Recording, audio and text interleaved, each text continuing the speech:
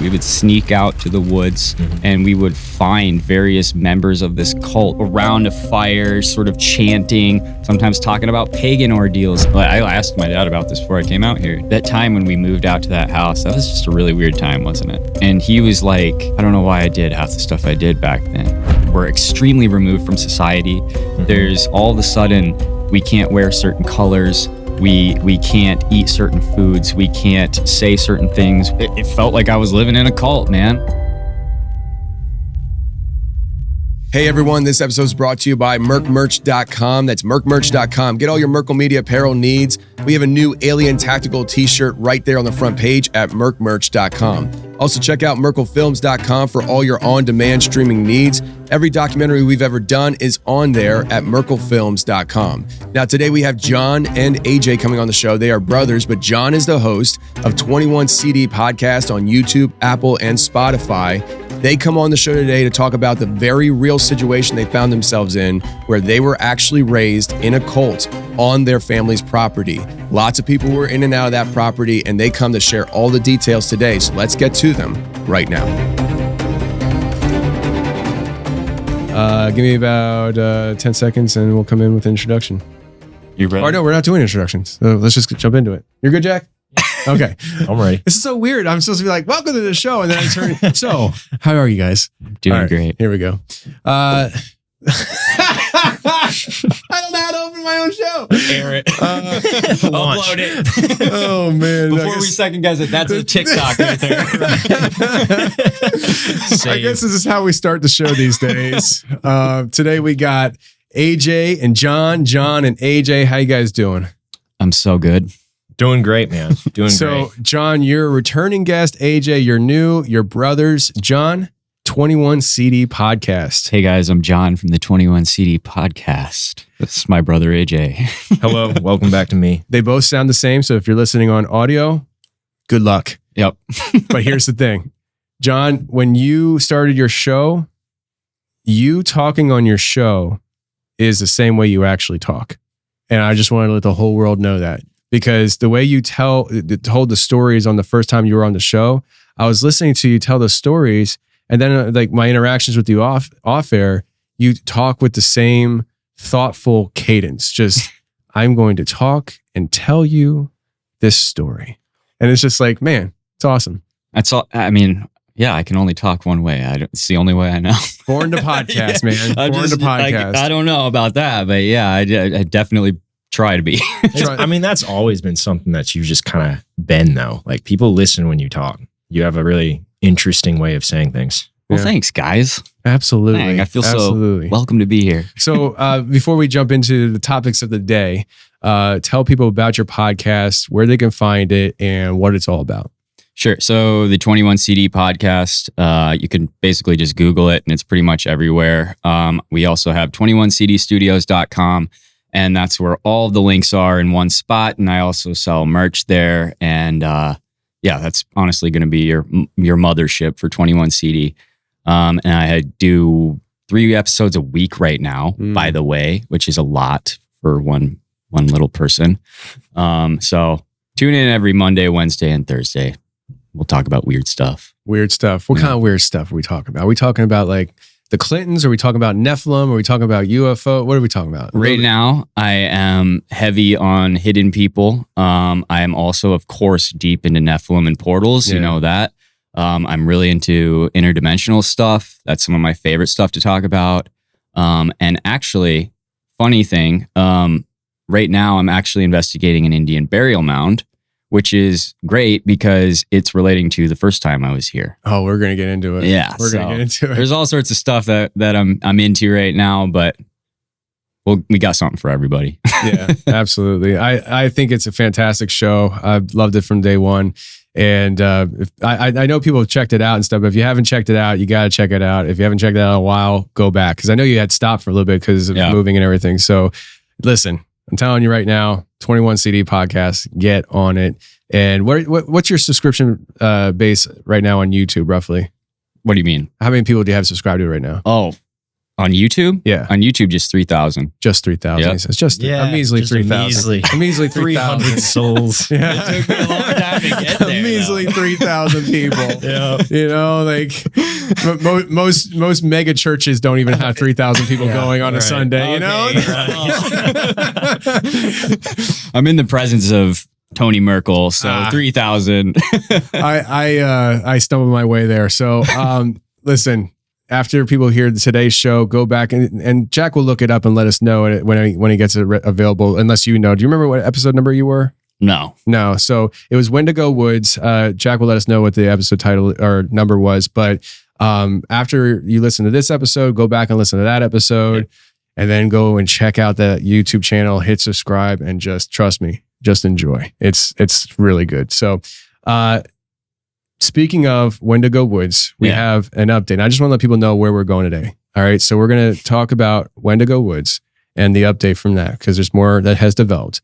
We're going to talk about Iceland and the elves, because I always want to say trolls, but my kids like the trolls cartoons. So I always get too confused. But so we're going to talk about Iceland because we talked about it last time, but AJ was with you and he experienced it as well. So we're going to talk about that through the eyes of AJ and talk about those things. And you guys are going back. You're going back? I'm going back next week. I unfortunately can't make it back. Why not? Yeah, I know. I should just cancel everything in my life and go.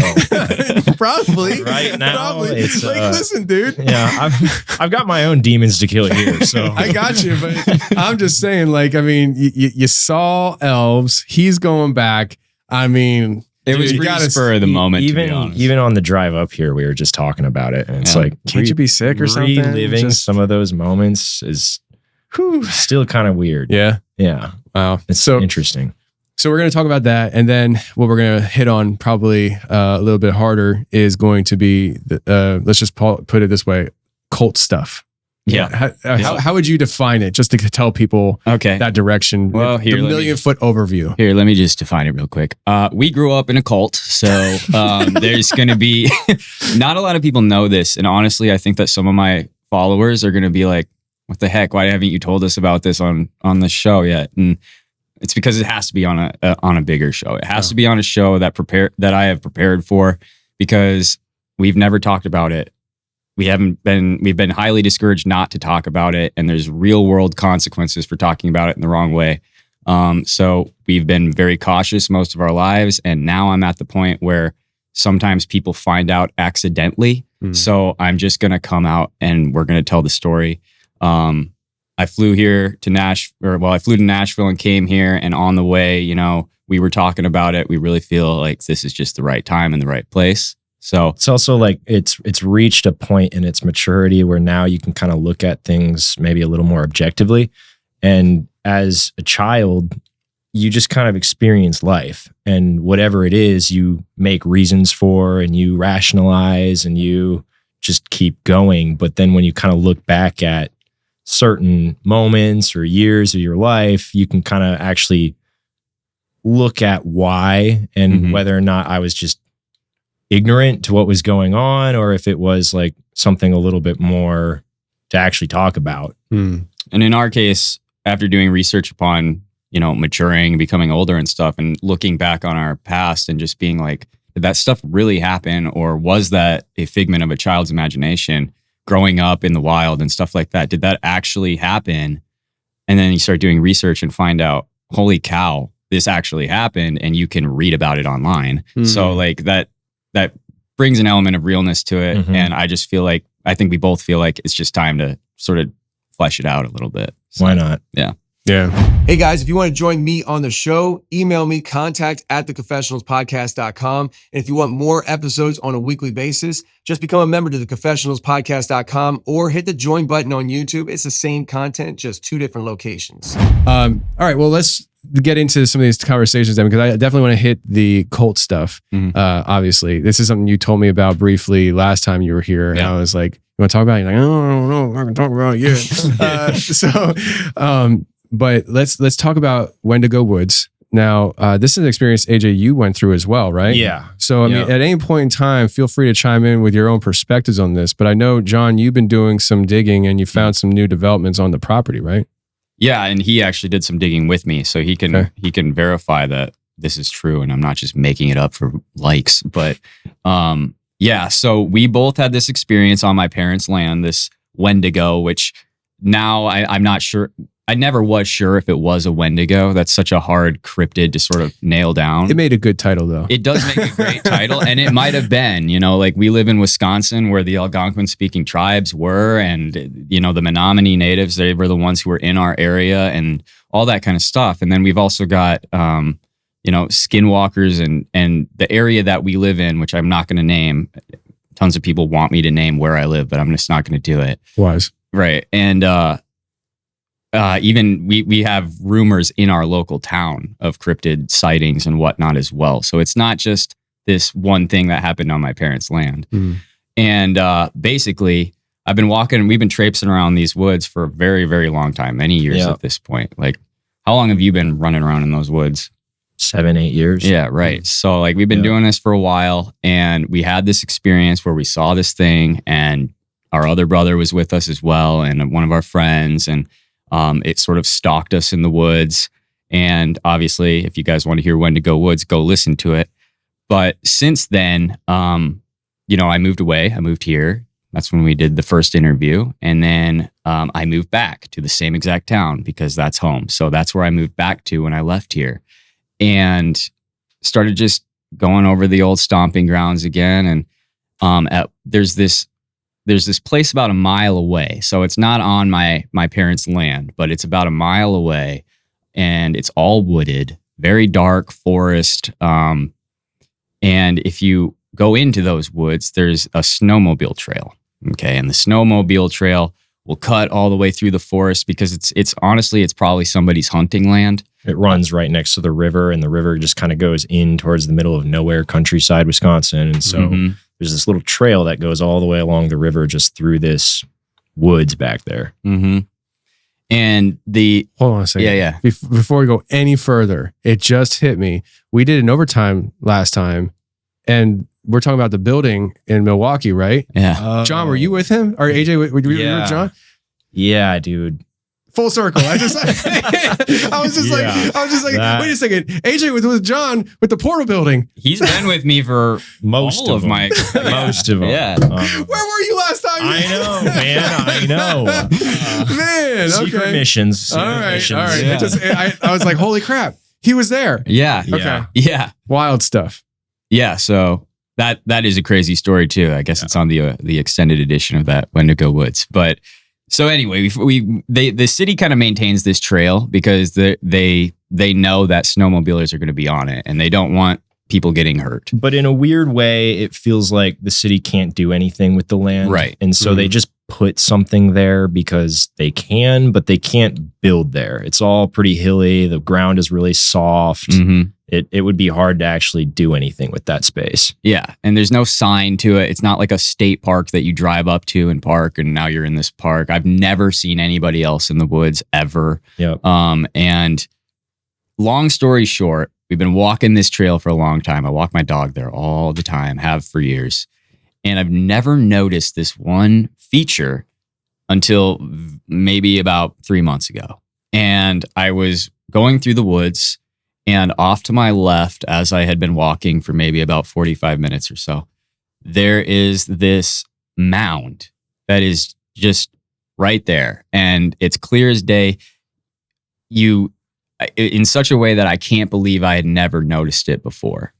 And I don't know if it's because of all of the research I've done since becoming a podcaster. Now I have different eyes to see different things, or what the case is. But I noticed it, captured my attention, and I've started investigating. And I am I'm pretty positive that it is an Indian burial mound, because I've verified that other Indian burial mounds are in the area, that the Menominee and other tribes built mounds in the area. Wisconsin used to be, is, I guess, the Indian burial mound capital of the United States. There are at one point over 4,000 burial mounds there, until the Smithsonian started paying farmers to destroy them so that the alternative narrative doesn't become uncovered, because they actually began unearthing giants in Wisconsin. And so in Delavan, Wisconsin, which is not far from where we live, they actually unearthed 18 giant skeletons between the heights of 9 and 14 feet. And I started doing some more digging and realizing that all sorts of giant bones, if you follow the newspaper articles from the times, the 1800s, the early 1900s, all that kind of stuff, they are finding giants in Wisconsin left and right. And it's crazy. And so I started looking at this Indian burial mound with those kinds of eyes. Like, is this what this could be? And I would say you went there. How tall would you say that thing is? Like 20 feet, 30 feet?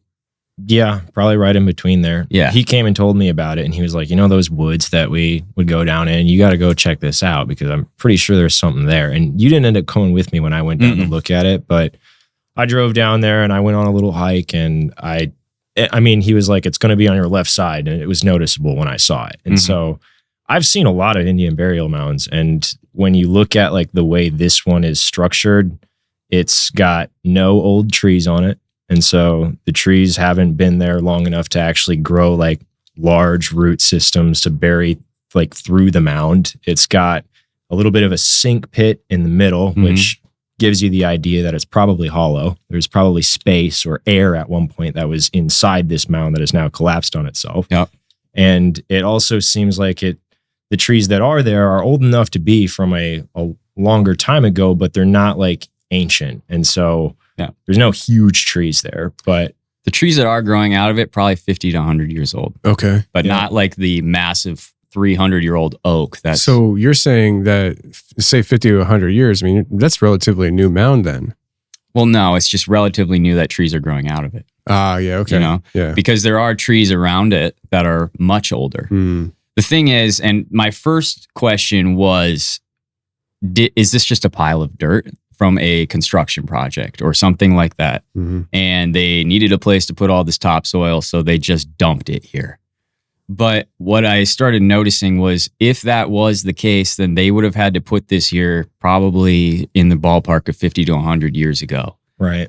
And there's a lot of old growth trees around the mound. So the ability for people to get tractors and all that kind of stuff in the woods through this, down these wet hills and into this swampish and type. For what? Right. Because it is also in a swamp. Like the forest has a swamp element to the whole side that you would bring tractors through if you were building this mound.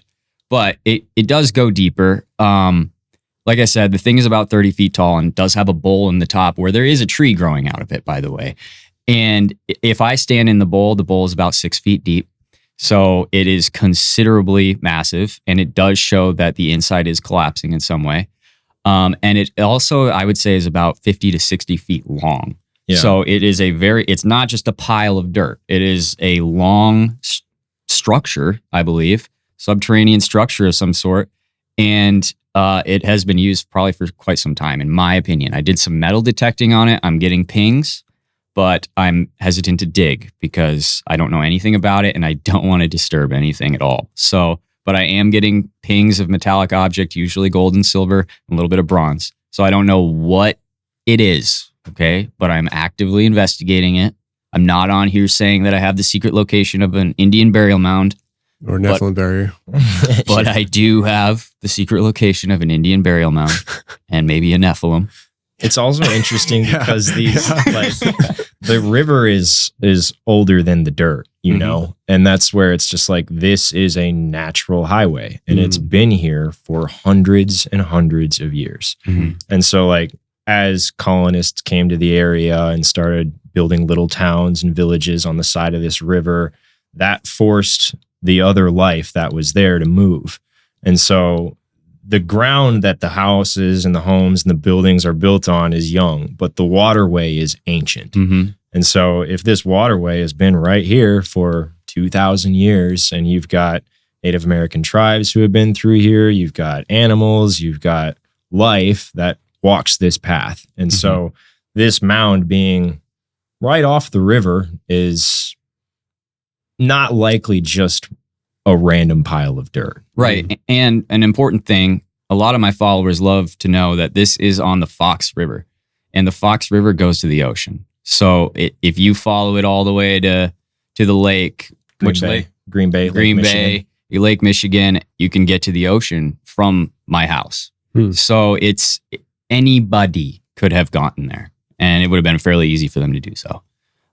So that's your update. How does that connect to Wendigo Woods?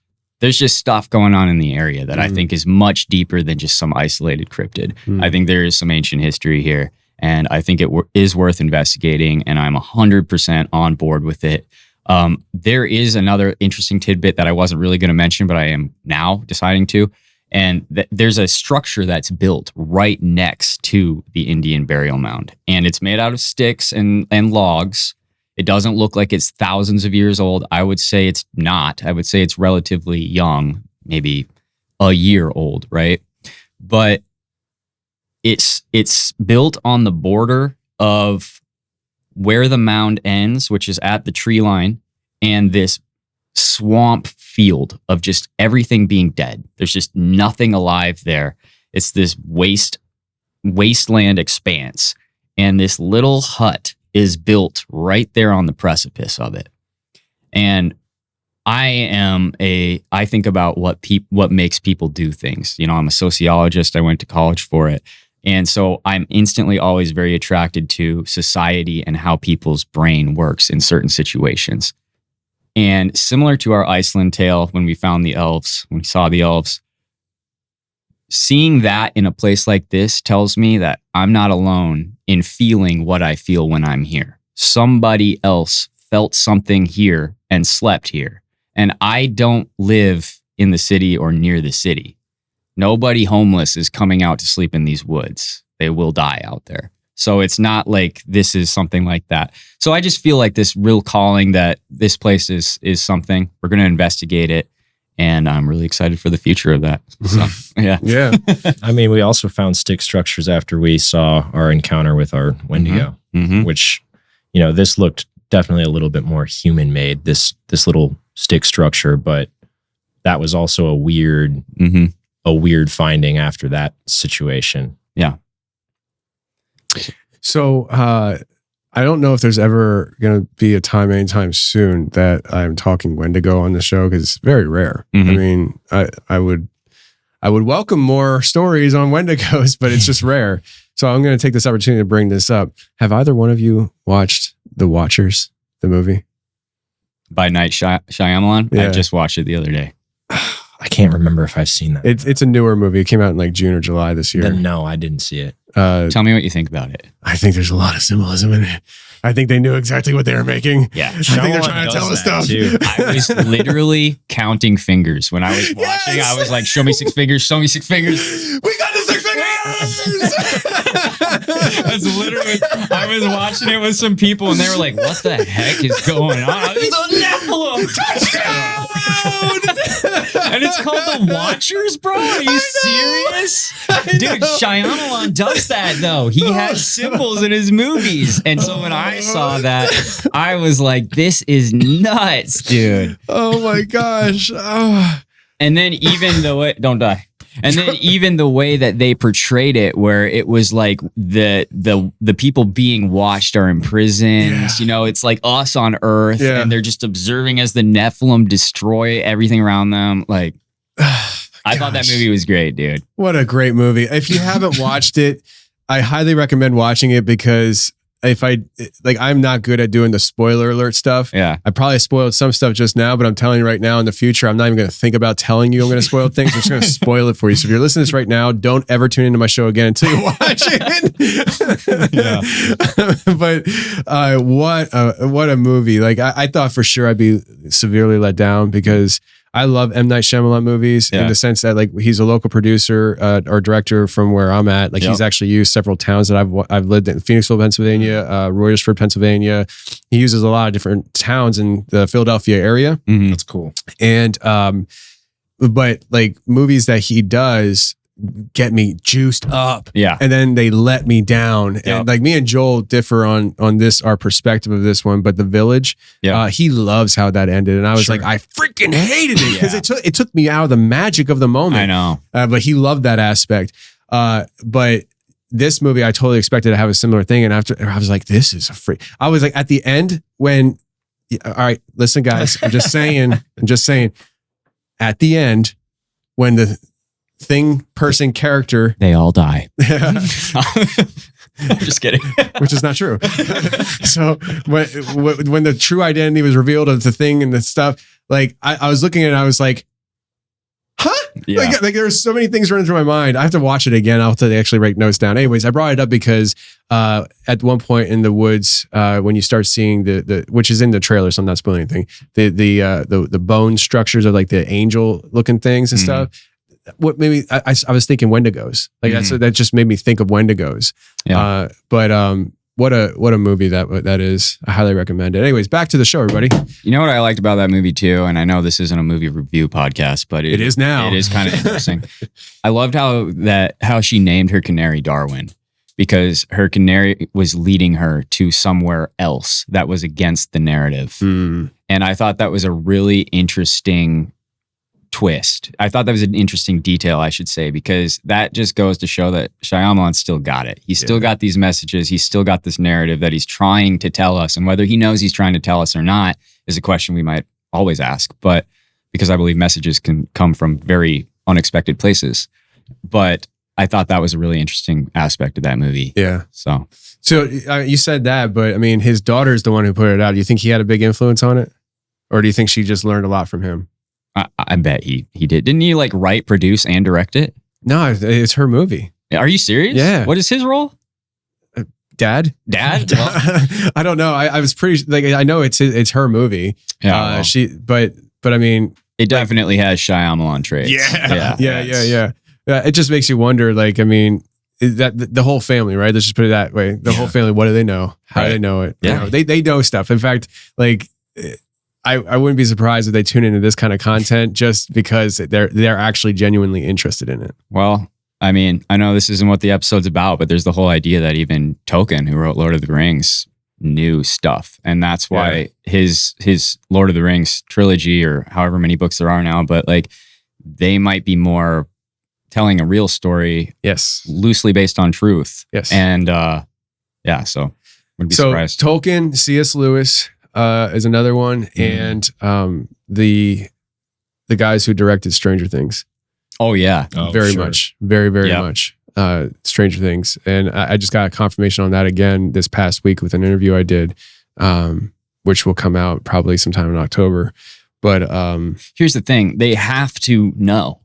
They have to know. Yeah. Because if they don't know, they can't indoctrinate us. They can't prepare us for the inevitable future, which is going to become this world probably within the next 10 to 15 years, where everything is mythical. Everything that you think doesn't exist, here it is. It's in your face, and you have no choice but to accept it. Yes. And you also can't even discern what's real then.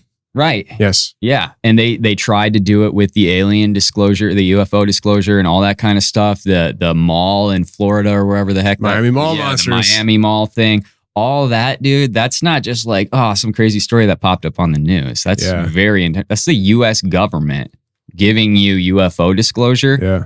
And just being like, I don't know, make your own call. Yeah, okay. Well, when one flies over my house, now I'm not going to be as scared. Yeah. Because I knew this was real. Yeah. Just wait. I'm right there with you. Yeah. I'm right there with you. I am. Listen, I'm waiting for Nephilim monsters to be walking down the road and me being like, okay, it's party time. Hey, we know the Israelites could kill them, so. Right? We're going to be blessing these bullets. Yes, we are.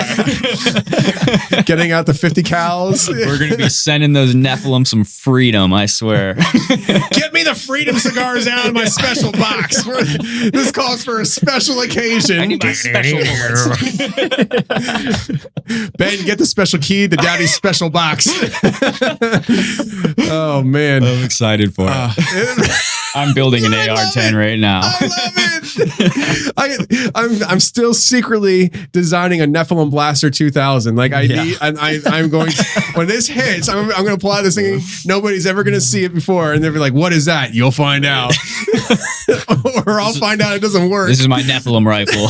I only take it Nephilim hunting. goes to Washington, D.C. Oh my gosh. Oh man. I love this. Probably shouldn't have said that. No, it's cool. It's cool. It's all good. I'll let you know. I'll give you the special wink if you're going too far. You haven't even touched the surface yet. Okay. I know. You guys have had some pretty Listen, I'm just at the point where I just don't care anymore. Yeah. I like, there's certain things I'll skirt around in the sense of like in the name of just preserving YouTube as long as I can. I'm pretty convinced that one day, even what I do won't be acceptable for YouTube and they'll take me down. But I try to, play the game and stuff. But as far as what we're talking about, I just don't care. Like, I'm going to say what I want. I'm going to have my guests talk about what they want. As long as I enjoy the conversation, the world's going to hear it as long as the overlords let it happen. So we're just going to see. We're going to go with it that way. So it's so weird that's how it is though. Right? Like you can just get on a podcast and say anything you want and now the world has it. Yeah. Mm-hmm. And what's crazy is that the regulation, right? And it's coming, but like the FDA has not cracked down on what we do, which is bizarre to me that I do think it's a large portion of it is because we still have old guys running the FDA. Yeah. There's nobody young that understands the impact of it's the same reason why TV shows aren't tapping into podcasts as much as they should be. They are, but they're not as much as they should be. And speakers at these, like in my world and stuff, the conferences and stuff, they're not tapping into the podcast audience the way they should be. If they were smart, they'd be doing conferences where it's heavy on speakers that are podcasters because they can speak, they know the topics, and they have huge followings that are much more closely knit to that person than a TV audience is. Yep. And the TV audience is like, oh, it's that guy from TV. Let me go get his book and have him sign it. With podcasters, like, I listen to this guy every week. I got to be there, Yeah. But it's the same thing. I think we're probably about 5, 10, maybe 15 years away from that transition happening with the FDA. I think we're going to start seeing that crackdown. It's going to be like, dang it, I can't say that anymore. But even that is like so weird because Americans just have the freedom of speech. Did I say FDA? I meant FCC. Either way, the freedom of speech thing is like we just have that as basically a right. Everybody can just say what they want to say. Yeah. But I feel like that's really only because they already know what we want to say.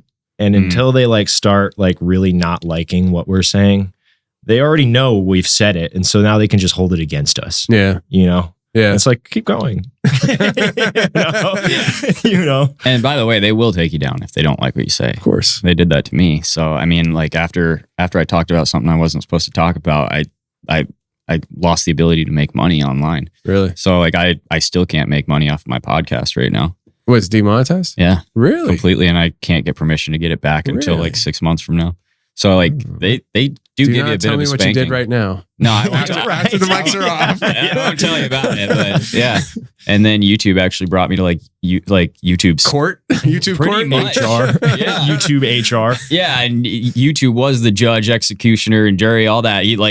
They basically gave me this document to sign that said that I would never do this kind of stuff again. Really? And they gave me this test, and the test was basically taking lines from my video that they took down and then asking me verbatim. So this was very specific towards you. Yeah, 100%. It was, it was catered to me based on what I said, and they had clearly listened to or transcribed what I said and put it into this test. So there was one instance where I talked about HC and they were like, when somebody says HC did blah, blah, blah, blah, blah, do you think that's really an appropriate thing to say, or is that inciting violence? You went to a re-education camp. I did go. Wow. Yeah. No, I was psyoped. And I answered them because I care about I'm a strong proponent of live to die another day. Oh, yeah. You pick your battles. Pick your battles. Yeah. Not every single one is worth winning. Yeah. Because you can lose. Here's the thing, right? So you don't have to explain this. I'll do it for you. Yeah.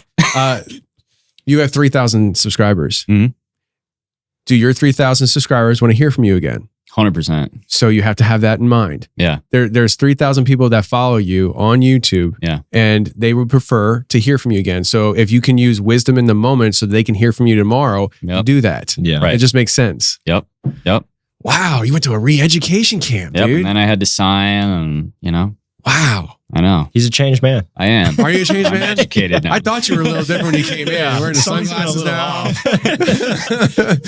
Oh, man. Shoot, dude. That's wild stuff. I know. Might I take this moment to recommend to everybody listening right now, the Confessionals has a Rumble channel. You might want to go ahead and subscribe to that just in case I disappear off YouTube. So there you go. I do too, actually. That's the only place that I could keep my band video up is Rumble. So if you guys John.bandvideo.com. Yeah, if you guys want to hear it, it's pretty crazy. Wild stuff. Okay. So let's get into Iceland. Now you're going next week. Yep. And AJ is going to be going next week too. He just doesn't know it yet. Yeah. Right. So are you going back for the elves, or is it just an opportunity that you're taking? You're like, elves are a side business here. No, I'm going for the elves. Yeah. Our experience was insane. I don't care what anybody says. It was probably one of the most horrifying moments of my life. Not only that, but it was also a turning point for me where I started to realize I always sort of believed in stuff, right? But it was a point where I believed that they can be so real at times where you can't even imagine an alternative where they aren't. Yeah. And it was that turning point for me, and I think for AJ as well. Mm-hmm. And so when I made the decision to travel back to Iceland, I made it with the intent to film. And so I'm bringing all my gear. Wow. I'm going to one-man army it. Wow. And what you doing to him, man? I know. yeah, I've been gradually building my rig so that I have something worth actually shooting on in the wild. And I'm going to go out there and I'm going to lay in the fields for hours and just wait until I see something. And I've got these locations mapped out that I'm going to go to, but and they're all over Iceland. So there's some in the north, south, there's some next to Reykjavik and in the volcanic fields and the elf towers. And in Iceland, they believe in this stuff. Yeah. Like they plot their building projects based on where elves and trolls. You'll see some trolls in my video for sure because I know some verified locations of petrified trolls. So I will also be showing those. And we actually climbed a petrified troll. Yeah. Wait, you climbed it? How big is it? Huge. It's a pretty large rock structure on the side of the ocean. Yeah. And okay. so, I mean, like it was, I don't know, 40 feet tall. Yeah, it was huge. It was massive. And it's on the ocean too. So like on the one side, here's the thing about trolls. We weren't They're supposed Nephilim. They are Nephilim, but they get petrified in the sunlight, right? That's one of the traits that has generally persisted since the medieval ages and beyond, that trolls have this aversion to sunlight and they become petrified in it. And the tale is, according to Icelandic lore, that these elves were, there's two stories. One, either they were committing suicide and they just realized this was the end, that Christians had arrived in Iceland. The last of the trolls were retreating into the earth. The hidden people were becoming hidden. And Christianity was purging the land of Asatru and the Norse beliefs. And so they committed suicide on the ocean and they just waited. They watched the sunrise and they petrified. And the other story is that they were actually fleeing and trying to get into the earth and they didn't make it in time because they were out at the bottom of the ocean. Well, and Iceland is a series of crazy volcanoes that just sticks up out of the ocean. And so there's all of those fault lines and all of those plate lines underneath the country that go hundreds of miles down into the earth. Mm-hmm. So could be coming from underground. So we saw this and we had to climb it. We sat on its head and we looked at the ocean. Sat on a troll. It's crazy. Yeah. That's crazy. That's Just wild. another day at the office. So you sat on a troll. There's a Netflix movie that came out. I don't remember how long ago. I believe it was one. I've mentioned this on the show before. I a lot of times, I don't know why, but when I do decide I'm going to sit there and watch something on Netflix, if I see something that I'm like, oh, that looks interesting, and then I realize it's dubbed, I'm even more interested in it. I'm like, you're talking about Troll Hunters. Is that what it's called? Yeah. It was dubbed though, right? Yeah. I was it's like, Norwegian. yeah, and there was like this giant troll that they woke up and everything, and that's what made me think of it. It like hunts them down and stuff. Yeah. Yep. Yeah. Check that movie out. That's great. Yeah. For all of you guys who are listening. I started watching those overdubbed movies and stuff when Lindsay had just had my son. he wasn't sleeping well. So I was sleeping on the couch for months because I had to get up to drive truck. Yeah. And I didn't want to wake him and her up when the alarm was going off. So I'd stay up late watching Netflix. And I developed two habits. One was watching movies and docu-series and series, episodic series that were dubbed for whatever reason. Like the one with Thor was another one. It was like, I forget what it was. I forget what it was called, but like it was I think I know which the story of Thor, but it's overdubbed, right? Yeah. And I don't do the ones where you have to read the captions because I don't read that fast. Yeah. But then the other thing I developed was sitting there and watching just the trailer play on Netflix and never actually watching anything. Yeah. I, for like an hour, just sit there and watch the trailers. It's like window shopping. I'm terrible with it. Like I resemble a guy who spent like 10 years in prison and then have to, you put him out on the street in front of a vending machine and it's like, okay, make a decision. I can't. Right. I can't. Well, I mean, that's all part of the plot. The plot that is to oversaturate you with brain rot content. Success. Yeah. Mission successful. So I'll tell you, but anyways, trolls. Yeah, so we did that. So those will pop up in my footage for sure. And if you guys want to see some trolls, I'm definitely going to be capturing that. But there was this point where we were reaching the end of our first trip, and we really talked about this on your podcast last time. I think it was in overtime. Okay. Well, we're going to tell it. So all of you guys who pay for overtime, I guess got ripped off. No. But AJ's here for his perspective too. Yeah, exactly. So I really want to get into this, but it's one of my favorite stories to tell. And I think everybody should believe in elves, but I think they shouldn't believe in them as if they're elves. So elves, according to many folk traditions, are actually more like angelic beings. And so some people actually believe they are angels. And they came to earth, just like we know the angels have done and did, and some were unintentionally placed here. And another thing to realize is that we don't actually know how many angels they are. And we don't actually know what types of angels there are, what types of spiritual beings are out there. Because just like you and me and AJ and Jack, we're the main characters right now.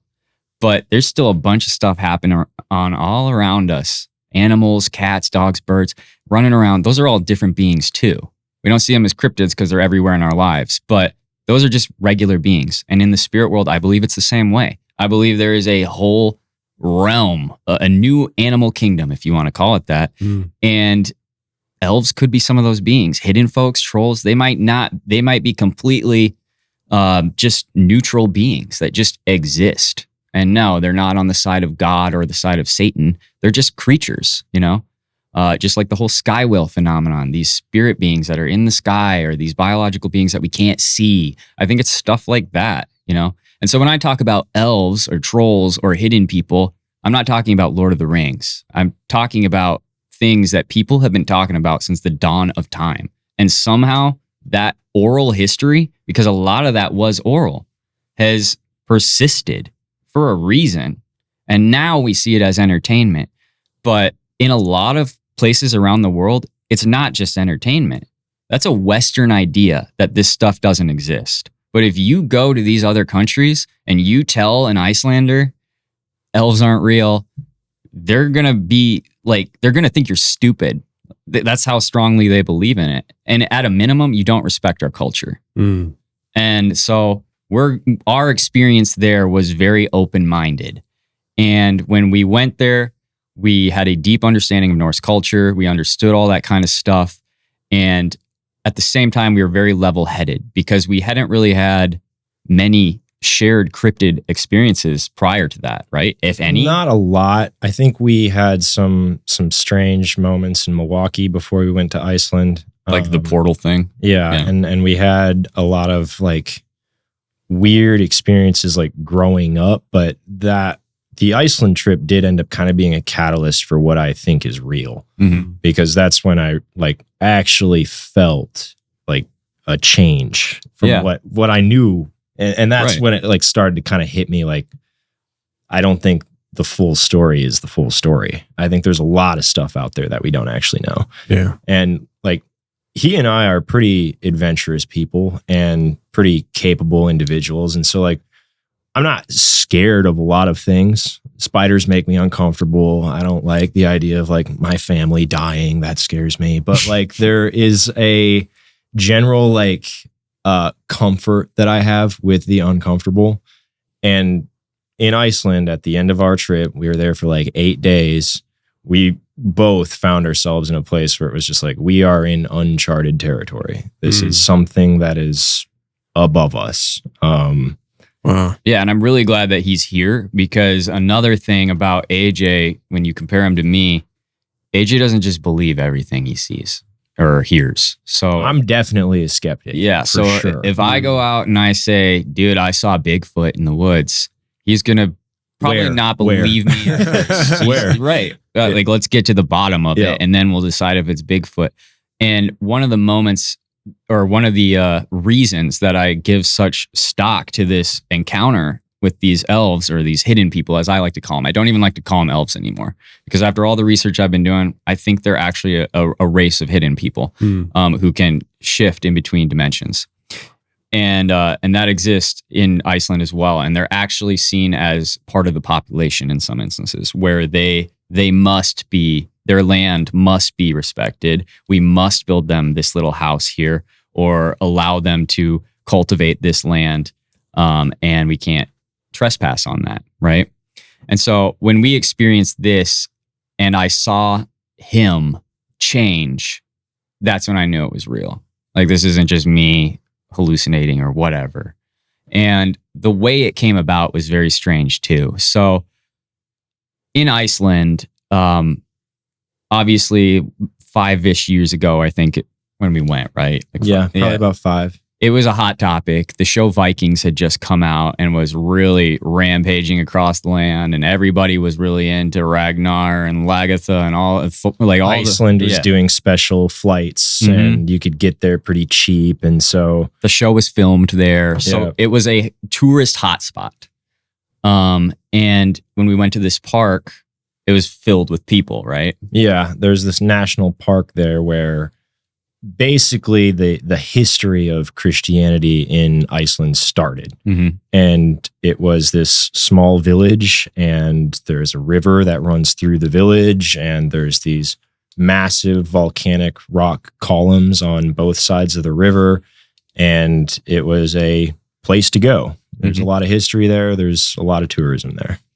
And the pool, there's a river that flows right alongside this cliff. And this cliff is up here, and the river's flowing beneath it. If you jump off the cliff, you're going to land in the water, like that kind of thing. And the cliff is pretty tall. You know, it's not insanely tall, but it's pretty tall.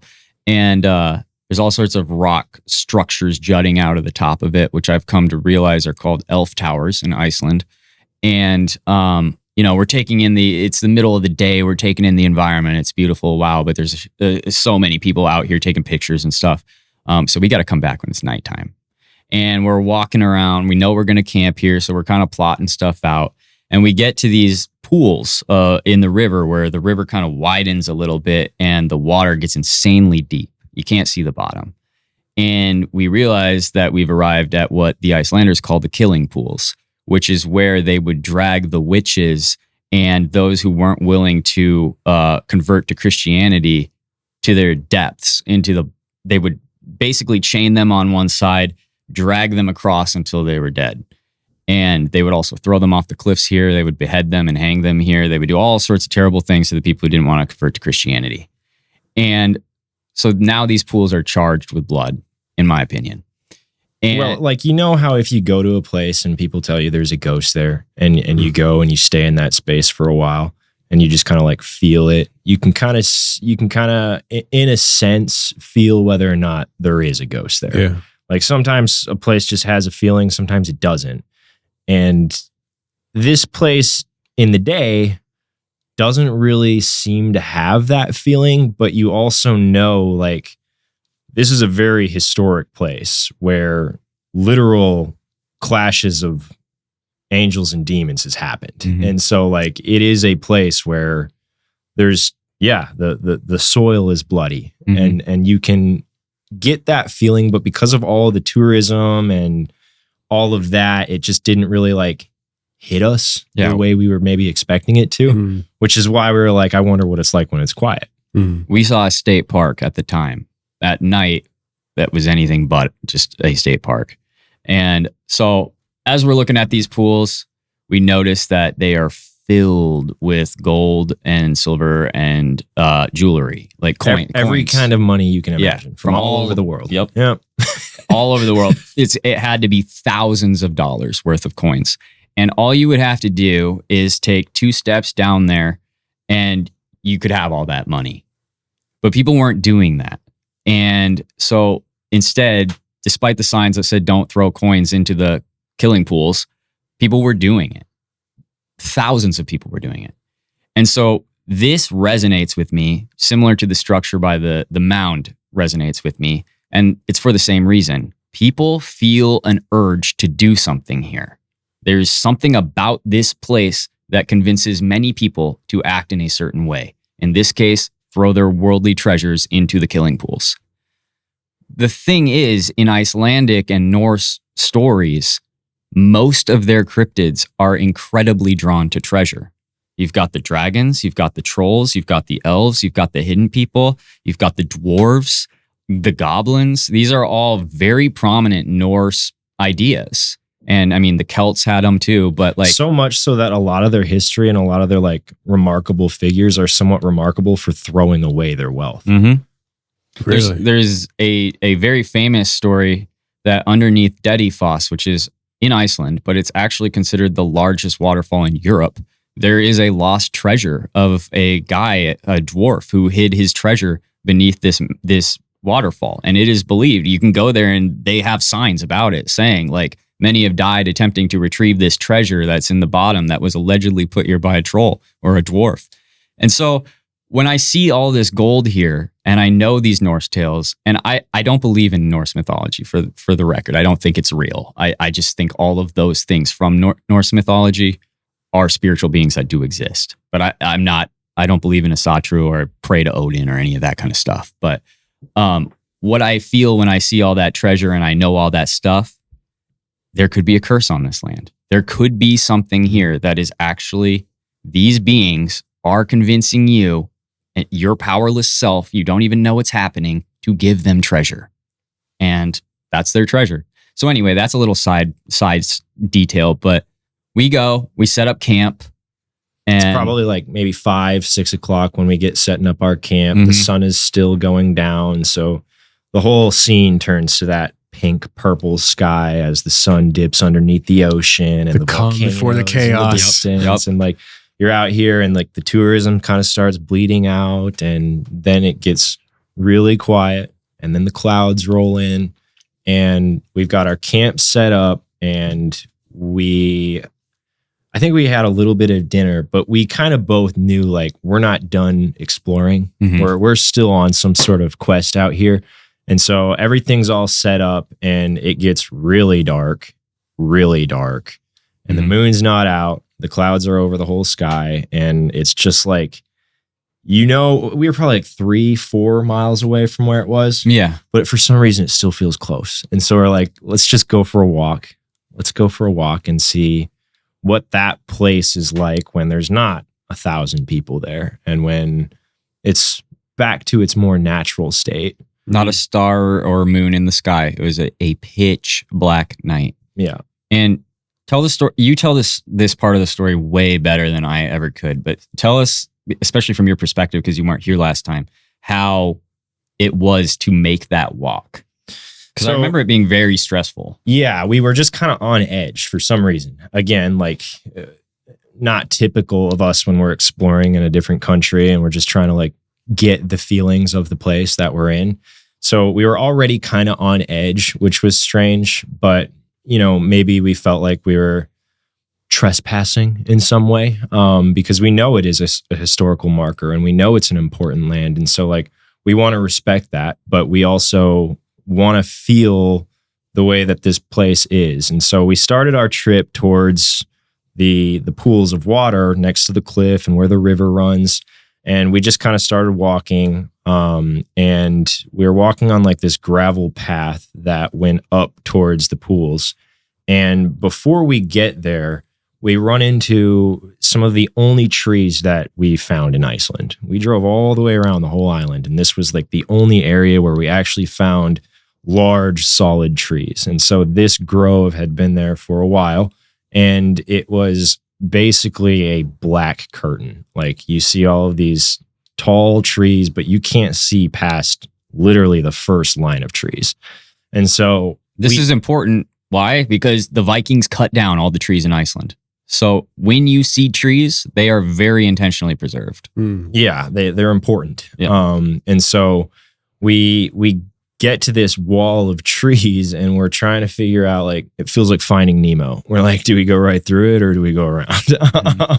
And so like part of us was kind of like, well, if we go through it, we know we're invisible, which is, and we just keep swimming. Yeah, and then you just keep swimming, or we go around it. And so we kind of started to go into it, but it became very clear that this is pretty much impassable. The root systems of these trees are all on top of these weird rocks, and it's this whole spiderweb octopus nest of weird roots and stuff to trip on. And it's so pitch black. Yeah, sounds like somebody's breaking an ankle. Yeah, and you've also got all these sticks and twigs poking out and everything, and so you can't see anything, so you don't know if you're going to get poked in the eye or if you're going to break an ankle. So we're just like, all right, we're going to go around the trees, and we're scared, and we're still just like nervous. Yeah, nervous. A nervousness is the better answer. And as we kind of start walking around the trees, we've got this wall of absolute dark on our right side, and that's when it just starts feeling like you're not alone, and it feels like there's something that knows you're there. And we know at this point we're the only ones in the park. The park's closed. All the tourism is gone. And so unless there's some other weirdos out here walking around in the dark. It's late in the season, though. We had already camped through an Icelandic hurricane on that trip, which is also nuts. But yeah, a polar hurricane destroyed our camp. But tourists at night, they're usually staying in hostels or hotels. They're not camping. And we're roughing it because that's what we do. And so we're out here camping. Everybody's gone. There's nobody else in the park. We know we're alone, but it feels like we're being watched. Yeah. And so we keep going around the trees, and we get to the opposite side, and that's when the trail kind of picks up this hill where the original gravel was, but we kind of went around the trees, then went back up and met up with the original trail. And so we're going up this hill, and as we're walking up this gravel path, now your brain starts playing tricks on you, or you actually are hearing something, because now it sounds like there's something behind us. And so there's 2 people walking. Why does it sound like there's 3 people walking? And we'd stop, and you just sit and you look behind you, and you can't see anything because it's so dark. And so we played the game too. Like, let's walk 3 steps and then stop. Yeah. Then let's do 2, stop. Yep. Okay, 5 steps. It was enough of that feeling to make us change the way we're just going for our walk. And so like, it's already like kind of building in us where it's like, okay, it felt like we were being watched. Now I'm actually hearing something behind me in my head potentially, but sounds pretty real to me. And then we get up to the main trail, and that's when the water starts, and you can just hear the water off in the distance. And so we know that we're getting close-ish, and that water kind of drowns out whatever sounds we were hearing behind us. Yeah. And so we almost feel like this false sense of security, because we know like, well, the water runs this way and that way. So we're not lost. We know where we are, even though it's blackout. And we just kind of start heading towards the sound of the water. And as we're approaching the water, that's when the cliffs start. So you kind of like find your way into this large ravine, essentially, and you're walking down the trail, and like there is just the most, you feel almost as if somebody's holding the back of your shirt as you're walking forward. And so it's like they're not stopping you, but they're just holding onto the back of your shirt as you're walking. It's like it's harder and harder to move forward in this direction. It felt like we were literally pushing through dense air atmosphere. Yeah. Like it was just, and this is something that I don't know. You could credit it with, you could credit fear with that. You could just say, well, you guys were just scared. You didn't want to keep going. But it actually just felt harder and harder to keep going. And on top of that, we were scared because we were fairly convinced that something was behind us.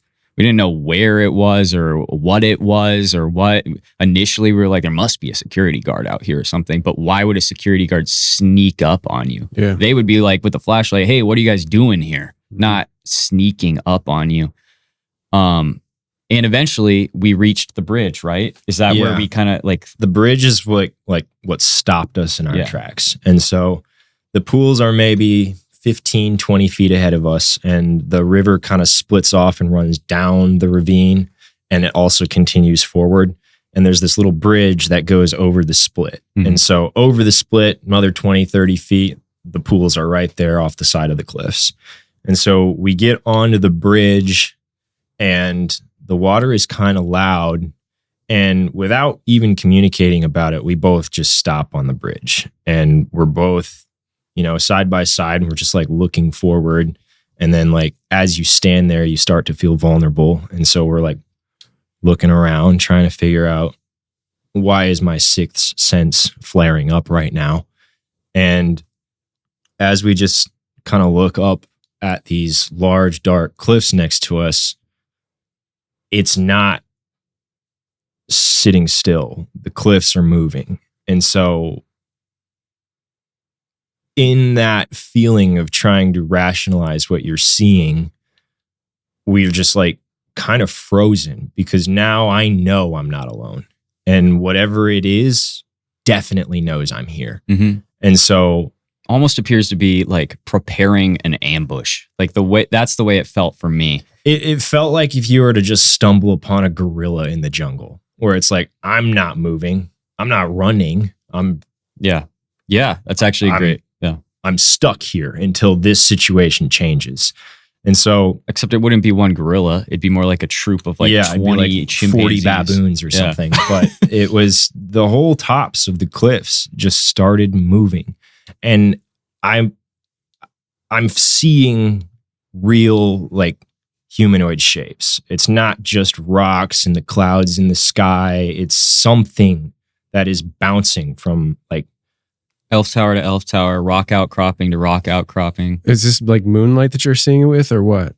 We're just seeing it in the dark. So like your eyes are well adjusted, and you have the night vision going with your eyes. We've been out for a while. Gotcha. People hate this about us, but we never go anywhere with flashlights. They hate that we don't. No, it's wise. I mean, yeah, it makes sense. I mean, the sky is just one tint blue. Yeah. Like it's just got that absolute space color to it, whereas the cliffs are like the starkest black you can see. And so up on the cliffs, you just see tiny little silhouettes, little differences in color.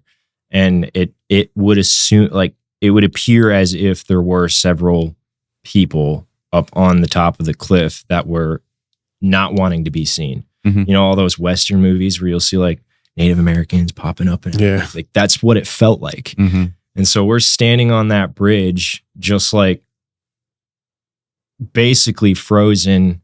And we just kind of, again, without really communicating, we just kind of turn around, start walking the other direction. Yeah. So, and when we saw these things, like, this is one of the things that to me makes this encounter just so bizarre in my life. Other people may have experienced stuff like this, but I hadn't up until this point, and I haven't since, is how many there were. So like when there's like one thing and you just sort of see it out of the corner of your eye and you're like, I just had a dogman encounter or something like that. It's kind of like, you're always going to maybe have that hint in the back of your head that, was it a dogman? Was it something else? My mind playing tricks on me. But in this situation, we stood there and watched for probably a couple minutes, trying to verify that this was actually real, that we were actually both seeing the same thing. And we were kind of like communicating without communicating in a way. Like we were very close. We could feel each other trembling and that kind of stuff. And we were just looking and seeing them bob their heads out from behind rocks, or sometimes jump to a whole nother rock entirely. We were seeing full bodies, figures in the dark. And when we did eventually turn, and we were so scared, we were horrified at this. I don't know. And we turned, we started slowly walking out of this little area. But once we got to the old grove, we ran for the next 2 or 3 miles, whatever it was. And we did not stop. We didn't look behind us. We didn't do anything. We got to our camp, didn't say a word about it, went to bed. So that was our elf experience, our hidden people experience. And how are you going to get it on camera now? I don't know. I mean, I might not, right? Well, I feel like what you guys described, and for the audience sake and for your sake, I feel like I've heard that story before because last time you were here. Right. So your stories are lining up. But hearing the story again, it makes me feel like it was more like you stumbled into their routine more than they woke up because of you. And so like, 100%. I feel like if you have just the solid game plan going in, you might have a good chance to get something on film. I sure hope so, man. Dude, I think you're right about that. I do we too. stumbled into whatever it is because that feels more like I didn't feel like we were necessarily being stalked other than like the sounds behind us. But Could have been a sentinel of some kind, just like a lookout, something. That's just well, and like when we got there, it very much did feel like, again, we were somewhere where we are not supposed to be. It felt like, we were just in their space. And that's when I think we just both kind of stopped on the bridge, is when we knew like we just somehow crossed a border. Like the way you, which one was it? Which one were you? One of you guys was talking about how it felt like you were pushing through. Maybe you were both talking about it, but that makes me, it reminds me of episode 512. I had a guy on, James, who had this wild story. I called it the Desert Portal Death Cult. Everybody knows. Oh yeah, that's a wild one. Wild one, right? But when he's running out of that area, he says that he was literally, it felt like he was physically pushing through an invisible force trying to get out of that whole area. And we've already established on that show how he had, I hate saying this because without the context, it sounds goofy, but he had gone into a porta potty, and when he came back out, there was significantly more people there. Mm-hmm. It was like there was a switch that happened. Mm-hmm. And so we've already established in the conversation that he had already relocated somewhere upside down-ish, where it was here, but it wasn't here. Mm-hmm. I call it affectionately the portal bridge. And so he's trying to run off that proverbial portal bridge.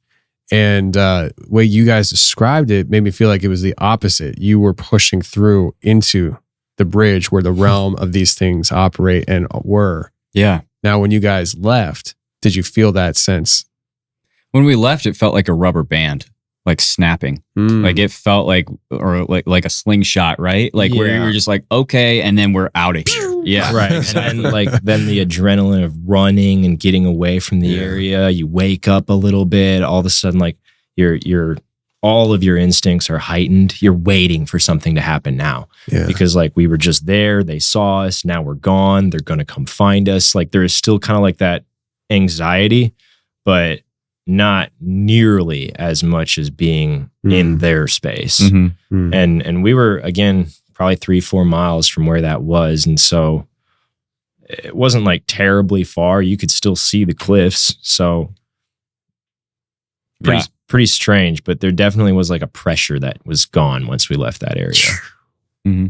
Yeah. Yeah. Wow. I mean, when I go back there, I'm obviously going to go back to that spot. I have this thing about me. I periodically still go to that place where we had the portal experience, just to see what's the building. Yeah, just to go in the building. No, I don't go in it. Oh, but I'll never go in there. I'll never go in it again. No. And actually, a bunch of my followers have sent me pictures of Milwaukee, and they have said, "Is this the building? Is this the building?" And I didn't even find it. Whether the building was or was not the building that was sent to me, I always say no. That's not it. I got you. Yeah, I got you. And because you don't want to wish that on anybody. Well, not just that, but not everybody who goes to the same place is going to have the same experience. That's true. So not you, but somebody else might walk up in there and just be like, John's a total hack because I didn't experience any portal. And I just don't need that kind of negativity. It's not there anymore, bro. Yeah, it might not be there, dude. I'm telling you, first of all, portal, like I've said this a few times on the show, and I'll take this opportunity to say it again. As far as I'm concerned, the portal itself is not special outside of you found a doorway. Mhm. Good job. You know what I mean? But those doorways, they move. Yeah. They're not fixed. And I've really, really come to understand that through some people's stories, that the doorway is not a fixed, it's not fixed to a geographical location, and they do move. And it's like you have to find the proper pattern for the doorway to even show itself. Yeah. There's certain things that have to happen, that certain knobs need to be turned the right way. Yeah. And Like a Chinese puzzle box. yeah. Where it's like you have to actually have like a few different steps in order to make it through that door. It's not just turning the handle. And like when you said we were almost like pushing through it, like I feel like there's a lot of people that would pause and not push through it, and they'd turn around before they even get through that veil. Because I mean, it was terrifying, but it's like getting through that veil is, you're not in the same place anymore. And once you're in there, it's not your space. It's not your world. It's a different. I think it's something in the blood. I think that there is some kind of, this is one of those crazy things that I'm too afraid to say on my own podcast, but I'll say it here. Yours. This is the zone for crazy.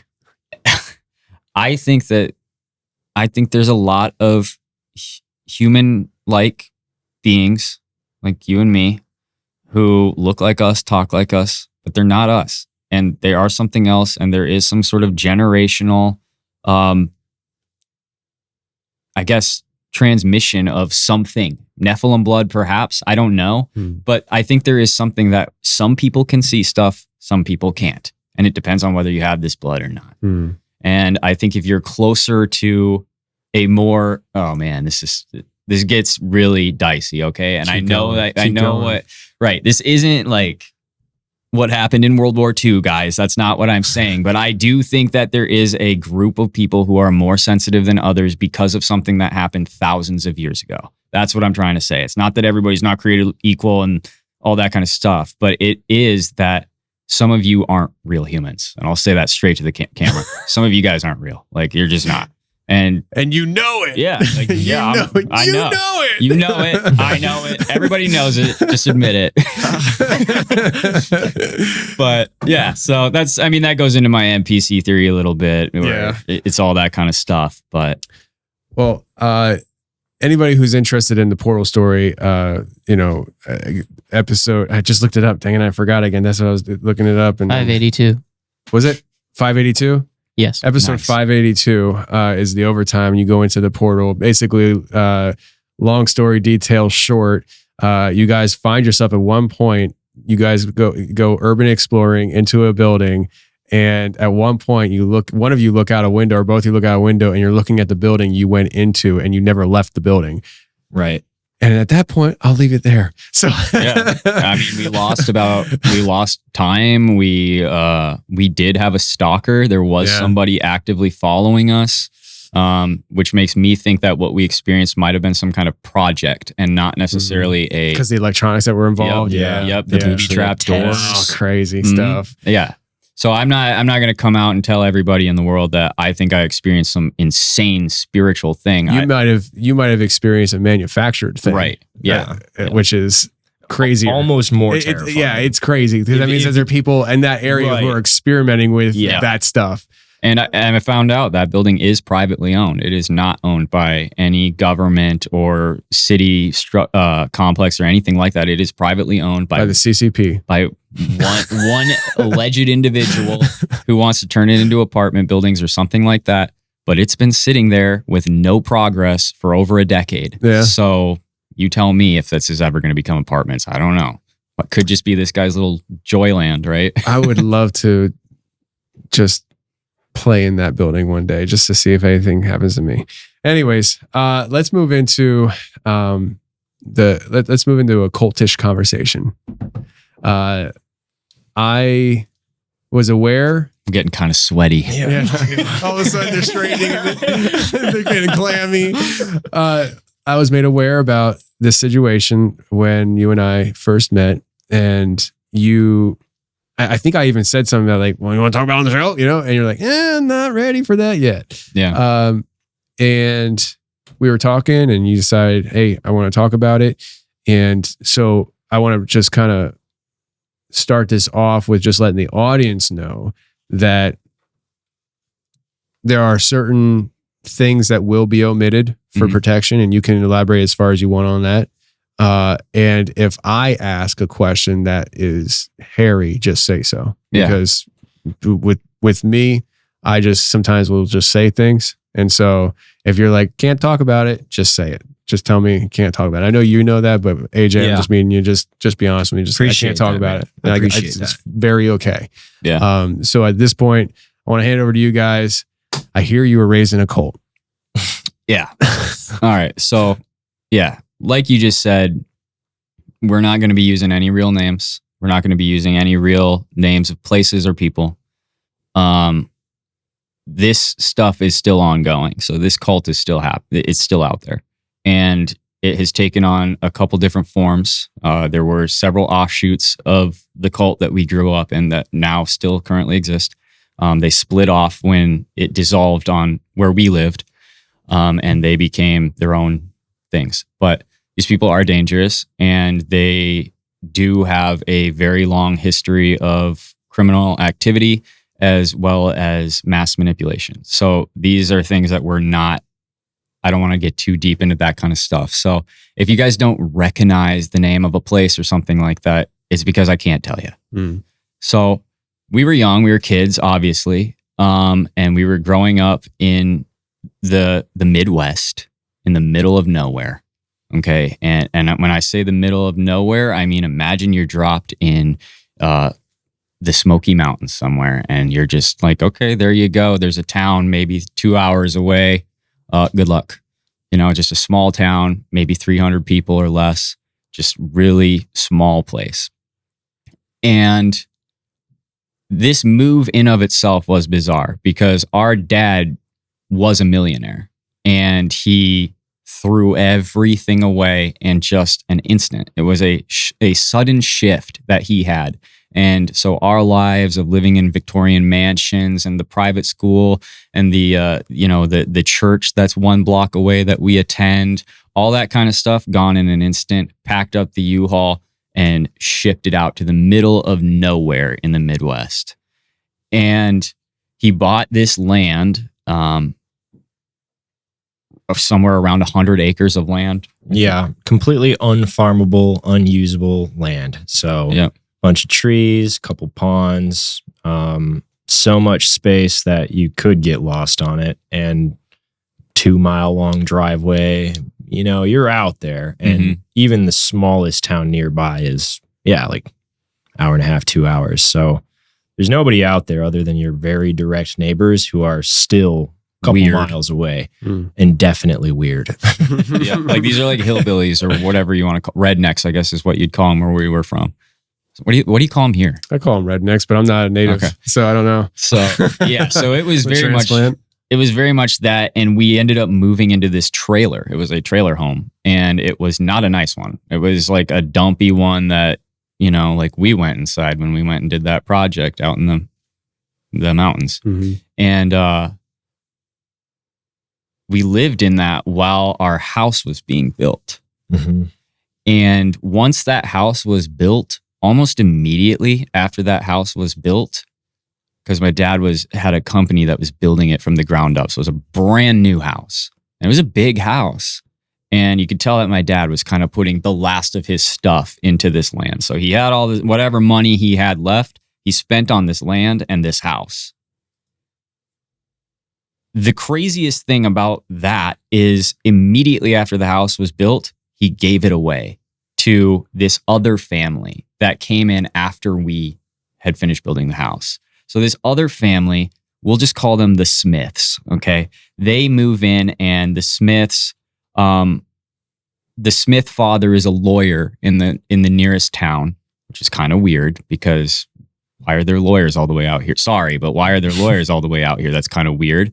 And he was the only lawyer, and he had a son who was in school to become a lawyer, and he had a daughter who was older, like in her 20s, and then 3 younger kids. And those 3 younger kids became my close friends because when he gave them this house, which is very weird.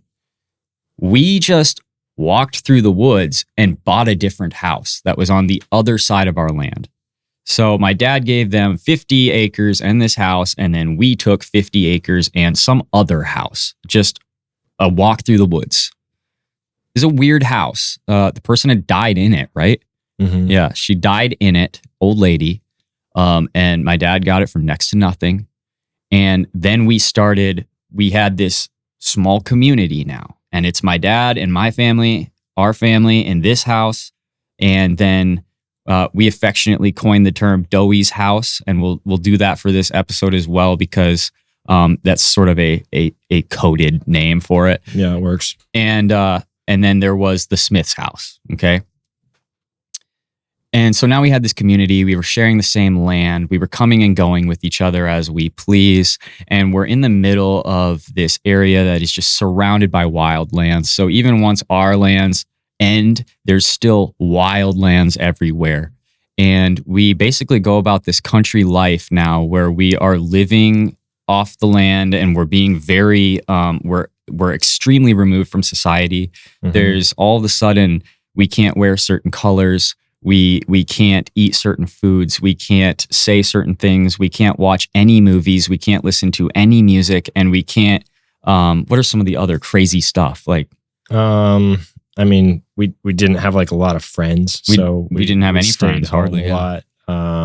We didn't, have any gaming devices, not a Game Boy or DS or no internet. No cell phones, of course not. We couldn't wear symbols, any kinds of symbols, numbers, names, nothing on our clothes. And we became these very it felt like I was living in a cult, man. That's what it felt like. And these people who took our old house, the Smiths, they were the same way. And they were very of the earth. And you could tell, and it became obvious to me that they were pagans. And they were pagan Christians is what they were. And so these were the people who believed in the old gods, worshipped the old gods, did witchcraft, did believe that the land was a breathing entity and everything should be worshipped, did believe in sacrifices, all that kind of stuff. But Dad Smith, Father Smith, he believed in Christ as well in some kind of capacity. So trying to cover all bases. It was a very strange family. And I became, of course, close friends with these kids. And so I was off gallivanting in the woods with these people all the time. And we were really close and we shared a lot of experiences together and everything. And my dad, I didn't know it at the time, was slowly building this small community with the Father Smith. So it's us and them. And then out of nowhere, as if a single day changed everything, this guy shows up. And let's call him Harry. He shows up and just starts calling the shots. And it's really kind of a strange thing because he moves into our house with us. He takes my bedroom. I move into the bedroom with AJ and our other brother. And this guy doesn't have a job. He has a criminal record. He's very elusive and very poor. And all I know about him is he writes books and he is a Christian. And my dad starts giving this guy everything. And he doesn't have to get a job. My dad will feed him. My dad will take care of him. This is very cult leader stuff. Like, this is the guy who believes he doesn't have to conform to the rules of society, but everybody else should, so that I can be supported. And at this point, I'm like 5, 6 years old. How old are you, John? How old are you now? You probably would have been like 12, 13-ish. Yeah. And so like, I had almost no idea what was even going on. You know, like, again, you still have that blanket of innocence where you just go throughout the day. And as long as you eat once or twice and get to play outside, it was a good day. So like, we didn't really even know what was going on, but now we just had like this new uncle who was just here. Did you guys have to call him uncle? I don't think I ever did. But we were highly encouraged to think of him as family. Yeah, as some type of uncle type figure. Yeah. But like the guy's kind of creepy looking, so I never liked hanging out with him. I never liked being in the same space as him. And like again, those are things that children are very susceptible to. Is they know a good dog from a bad dog. And like that was just the way I always kind of felt about him, was like, I just don't know if this is a good dog. So I kept my space from him for the most part. But he was friendly. He was charismatic. He would, you know, make pancakes in the morning and make everybody laugh. Loved those pumpkin pancakes. Yeah. Disgusting. Horrible. But yeah, he just kind of became part of the family. And a lot of what we learned during this time was not because our parents told us, but because we were sneaking about. Because when we were removed from society and brought into this middle of nowhere, my dad still had a job. So he still had to drive like 2 hours to get to work. And so he was gone a lot. And we didn't see much of him at all. Unless he was home, you know. But usually when he was home, we were sleeping. So it wasn't really a lot of time with dad. And mom, who is a super mom, was doing just super mom stuff and caring for Harry and doing all of that kind of stuff so that he has a comfortable place to live. He has food. He has his laundry done. He has all this kind of stuff. And then also trying to balance all her kids and make sure that they have everything they need. And because we also have how many more siblings at this point? We would have been with like 3 more siblings. Yeah. It would have been 4 of us there. Yeah. Well, our youngest sister was actually born in that house. Yeah, that's right. So yeah, we had 3 other siblings too that were younger at this time as well. So we had a big family. So like there was a lot going on in mom's world. And all this to say that we were let loose and we were frequently with zero supervision running around in the woods. Even him at his young age, my parents just kind of let us go. They didn't really believe that anything could befall us out here. And so we were building our immune system and just traipsing all around the countryside at all times. And during one of these times, let me just go into the side story of Zach and David real quick, because I feel like it's a beneficial pillar to build off of. During this time, I had met these 2 people named Zach and David, and they were my age. They were kids who went to public school, and if I went to the end of the driveway and I rode my bike like 5 miles down the dirt road and took this pass and that pass, I would end up at this area where Zach lived and David lived. And these 2 families, I didn't know when I first met them, but they were in a blood feud with each other. And they were actually killing each other's livestock. And at one point, while I was there, they were killing each other's dogs. And like, you witnessed it? Yeah. And so we have Zach over here and we have David over here, and they're both my age and they both like me. And so I'm trying to have this relationship with both, but I can never hang out with one and not the and the other at the same time. It's always one or the other. And if they find out, they all get fights and everything. And it's just this weird situation where there's violence between these 2 backwoods families and they're killing each other's animals. And there was one time where David's dog ran across the street, and on site, as soon as he crossed the property, Zach's dad just shot it dead right there in the yard. Because this is the kind of people who sit on their front porch with their shotgun. Like they're just sitting on their front porch waiting for something to happen. There's 12 cans of PBR next to them. Like that's the kind of world this is. And at one point, Zach's dad actually shot at David himself too. And that's kind of when I was taken out of that friend group. I didn't ever tell my parents about that. If my family listens to this episode, they'll probably be like, why did you never tell us that story? And it's just a story. But how were you taken out then? They escorted you out, or you decided to leave? No, I just never went and hung out with them again. Okay. That was so scary. So it scared you enough. Yeah. Because what ended up happening was he shot at him with a .22, and it actually hit the back of his bike as we were riding away. It hit his bike seat. And I was riding my bike with them, with David at the time. So I never heard that. Yeah, that was on those backwoods past Zach and David's house. And so I was just kind of like, yeah, I'm just not, I'm not going to do this. But that's not really the major point. What ended up happening is on one of these journeys with one of them, I can't remember which, we came to this this turn in the road, and it was overgrown, but there was clearly a driveway there. And if you just got off your bike and you kind of like looked through the leaves, you could see that there was a dilapidated house back there. But at the same time, no cars. And obviously nobody's coming or going from here with a vehicle. And there's a mailbox that's fallen over. Nobody cares. The law doesn't matter around here. And Zach tells me, I think it was Zach, he tells me, don't go back there, dude. That's where the witches are. And I'm like, what do you mean the witches, dude? Like, I have no concept of media. Like, I don't know stories about witches. I don't know Cinderella. I don't know Snow White or the Wicked Witch. I don't know what any of that kind of stuff is. So I'm just kind of like, what do you mean witches? Like, I know what a witch is, but I don't know what that means. And he tells me this story about how there's a coven back there of witches. And once in a while, if you watch long enough, they'll come out of the house and it's one of them because they're always smoking black cigarettes. And that's it as far as the witches go. Okay. Like that's the whole story of the witches. I never saw them. I never pursued them or anything like that. It was creepy and it was just a thing that I experienced.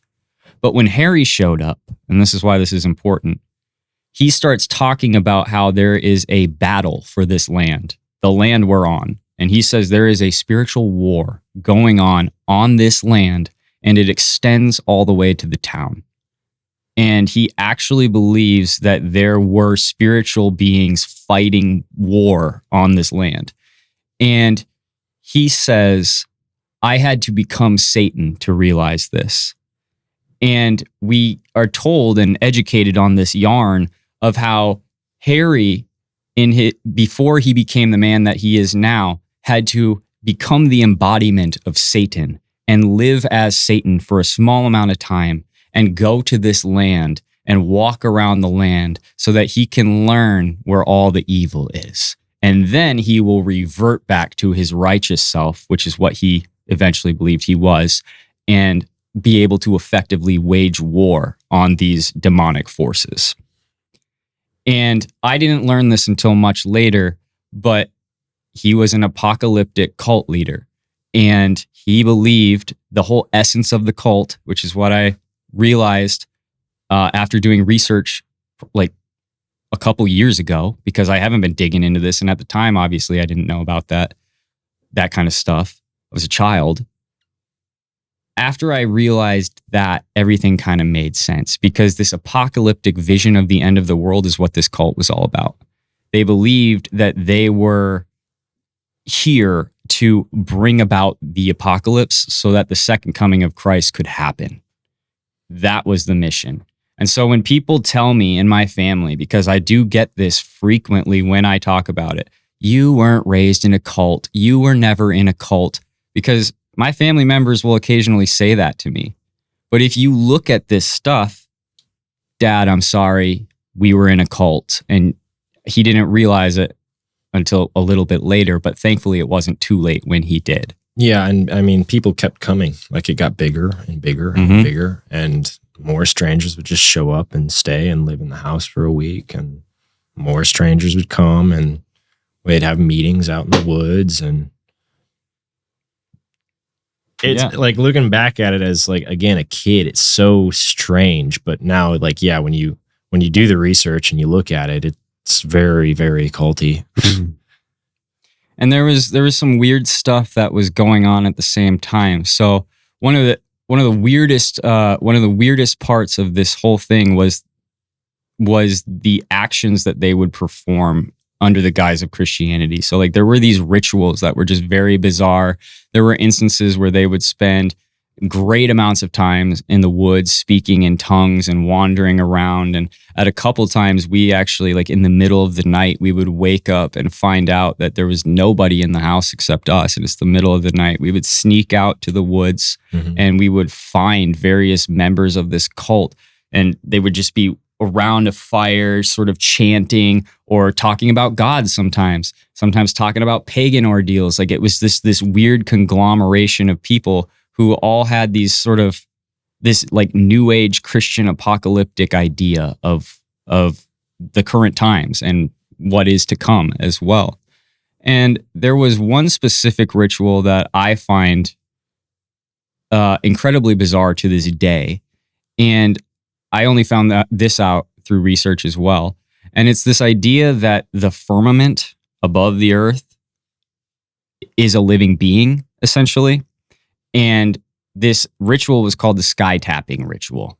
And essentially what would happen is they would take these poles, and they were about, I don't know how big they were, but they were taller than my dad. My dad's about 6 feet tall. So they would have these poles, and they would take them out to the field, and they would do like this motion with them. They would raise them up to the sky and then pound them down on the ground. And I came to find out this was called sky tapping. And what it was basically them acknowledging the firmament as a being. And by respecting the firmament, God would then understand that it's somehow time to return. Stuff like that is stuff that we experience regularly. And that just furthers my idea that this was a cult. There was also the emphasis on dreams, which was a huge key focal point because they believed dreams were prophecies. So if you had a dream, especially as a child, that dream was valuable. And they would take you and they would make you tell the whole congregation your dream. And then the congregation would dissect your dream. And they would basically try to find key points that they think are relevant to whatever they believe is going to happen at the end of the world or whatever's happening now. And that would become sort of like, I don't know what they did with the dreams. But you're almost like special though if you told them Yeah. the dreams. They'd really like it when you tell them like what your dreams were, and they'd all sit down and talk about it with you and everything. Mm-hmm. It's like a vision. They considered it like a vision. Yeah. I had this dream one time of a fleet of bombers that was flying over America and destroying America. And it was just bombing everything and whatever. And yeah, me and my family and some other people who were in the cult were in it. And I remember getting a vision of the tail fin of the airplanes, and it had a symbol. And for years, they would look at this symbol as some kind of mark of what's to come. Like when we see this symbol, we know it's close, and like stuff like that. And it's just like so bizarre to me that some of those dreams were as valid as they thought they were. So I got a sense of delusion from them from that. And my brother, our other younger brother, and AJ and I all started having these recurring dreams of witches at this time. And you're going to have to tell that story you told me on the way here with Dad. But yeah, we started all getting these dreams about these witches that were attempting to steal us or convince us to go into their cabins and stuff like that. And he never saw the witch house. My brother Jonah never saw the witch house. But with the emphasis on these dreams, we started noticing our dreams more and more. And this recurring theme of the witches is something that we had. We didn't even really notice it at the time. It's something that we've noticed later, but he had some dreams about witches in that house. Mm-hmm. I had a very strong reoccurring dream that would wake me up every night about this witch. And our little brother also had a dream about a witch for a long time. And I can't remember exactly when, but I remember talking to my dad about like faith in general. And we were talking about why I believe what I believe, why you believe what you believe. And we just were having a conversation about faith and religion. And at one point he tells me about a story where he went on a mission trip to Africa. And the mission was to figure out why this village was falling apart, and the village was crumbling. The people were getting sick. They didn't have enough food to eat, no clean water. And so like they were going to save these people literally and in their spirit. And that was the goal. And my dad talks about getting off the plane and driving out to the village, and it's in the middle of basically the African countryside. There's nothing out there. And they get to the village and they don't even know where to start. And so they're just kind of like looking around at the people. They're trying to figure out where they're staying.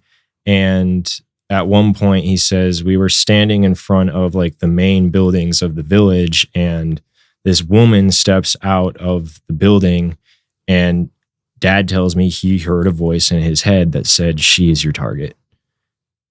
And come to find out later after their mission, she was a witch doctor and she was poisoning the people.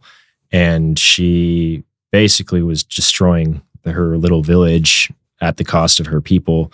And the mission trip wasn't really successful. They never got a chance to really help those people. But so like, there's that like interesting piece from an era in which I don't even exist. And then like years later, I'm having this dream about this witch that is waking me up. And do you want to talk about your dream, or do you want me to? Well, my dream is very similar too, because it's a cabin, and the cabin I can see up on the hill. It's through the forest, and I can see it kind of elevated on a little hill. And there's a one light on in the cabin, and I hear this voice saying, "Come in." And so I go, and it keeps telling me, "Come in, come in, come in." So I keep going, and I get closer and closer to the cabin, and the voice starts to change, and it's like, "Come in, come in, come in, come in." And then it's yelling, "Come in." And then I turn around and run away. And our other brother, his dreams are the witch is tearing me to pieces, bit by bit. And when you obviously, we're just guys living our lives and trying to figure out what everything means. But when you bring that back to this emphasis on dreams and this cult, this coven of witches over here, this guy who's embodying Satan and walking through the woods and attempting to convince everybody that he's going to bring back Christ and all that kind of stuff. Oh, and also these three little boys who haven't talked about it, they're all having the same dream. Yeah. And then you start seeing these parallel dreams and stuff. I don't know. It just really makes you wonder, right? Yeah. So that's the gist of the dream thing. There's a ton of other weird stuff too, just with those woods and the pagans themselves, that they eventually got to the point where my dad was like, we need to kind of get out of this cult, because these people. Is he calling it a cult at this point, or is he still not calling it a cult? He'll never call it a cult. Yeah. No, really? Yeah. Honestly, I don't think he wants to admit that it could be a cult. And I mean, like he was fooled. Yeah. He was tricked. He was tricked, and he fully acknowledges that he was taken advantage of. So it's a loss. And Harry, he eventually was kicked off the land after more and more people started coming, and they started becoming really kind of, I don't want to say violent, but it was clear that they had violent intentions. Towards who? The world, like what was to come. They were a combative sort of people. They were all men, for instance. They were all men who had no wives and no daughters with them. They were just men. There were no other real women in the cult. Or kids. No other kids either. Except the Smith kids. Except the Smiths, yeah. It was just men. And I think my dad started to realize this is kind of weird. And Harry started teaching these teachings where women are not the enemy, but very literal to biblical Old Testament type stuff, where it's like the woman should not speak. The woman should not have an opinion. The woman should not get an education. This is the kind of stuff that he was preaching. And at this point, the woman is my mom. Yeah. And so this is happening, and my mom's kind of like, what the heck? Like, I'm a person. Why is he here? My mom never liked him. And so we're learning all this, and then the men are coming, and my dad's kind of eating it all up because he believes he's got this community thing going on, and the Smiths, they're living on half of his land and like all that kind of stuff. So like at this point, to uproot all of this is going to be difficult, and the consequences are going to persist for many years to come. And they're persisting to this day. But that's precisely what my dad did. As these men were coming, some of them started to bring weapons. We had guys with AR-15s that would walk around on the land. We had guys who were trying to teach me at my age how to knife fight. Like stuff like that was going on in this area at this time. And so my dad, at one point, he was like, enough's enough. He started kicking some of these people out, and especially the ones who were like convicts or prior cons or whatever. Those guys began to leave. And Harry began to get really, really restless. And very controlling. Because now I think he realized that my dad was in control all along, not him. And my dad was in control because all of this was taking place on my dad's land. So they would have had to take him out to really have any kind of control. And my dad's incredibly smart, and he shouldn't be judged by this one thing. But he saw the writing on the walls, started the eradication. Harry was the last to leave. And when he inevitably did leave, he went to Africa. And that's where his second cult is currently. And only women are allowed this time. Really? Yep. This time, only women. They're only allowed to wear white. I can tell you off air what the cult is called. I'm not going to say it on air because it will lead directly to my family. If you ask ChatGPT about this guy, it talks about his experience on my dad's land. So like I can't really disclose it. So he's there. He has many wives. That's where I thought at some point it was going to be going with your mom. Yeah. Because when you first started talking about it, this cult leader moving into your house and your mom taking care of him, like, when does he request her to be handed over? Mm-hmm. Right. I'm glad I didn't get to that point. Holy crap. No, and we basically moved overnight. We pieced out of there. So did your dad sell the property? Does he still own it? Sold it. He sold it. But I mean, no market though. Sold that no market. Yeah, he'll say over and over like I never made any money off of any of that land. And it was getting increasingly difficult with the Smiths as well, because they began, when all of this started falling apart, they started bringing the law into it. And they were saying that my dad was manipulating us. And so what Mr. Smith was going to end up doing was using the law, and he was telling us children this. Yeah. Whenever you guys want to get out from under that oppressive family, we will take you. And we have legal ways. We'll become your legal guardians. We can prove that he is not suited to be your father. All that kind of stuff they were saying. And so my dad told me, you cannot hang out with them anymore. And then there was this weird time where we would find our dogs, back to the dogs, dead just in our yards.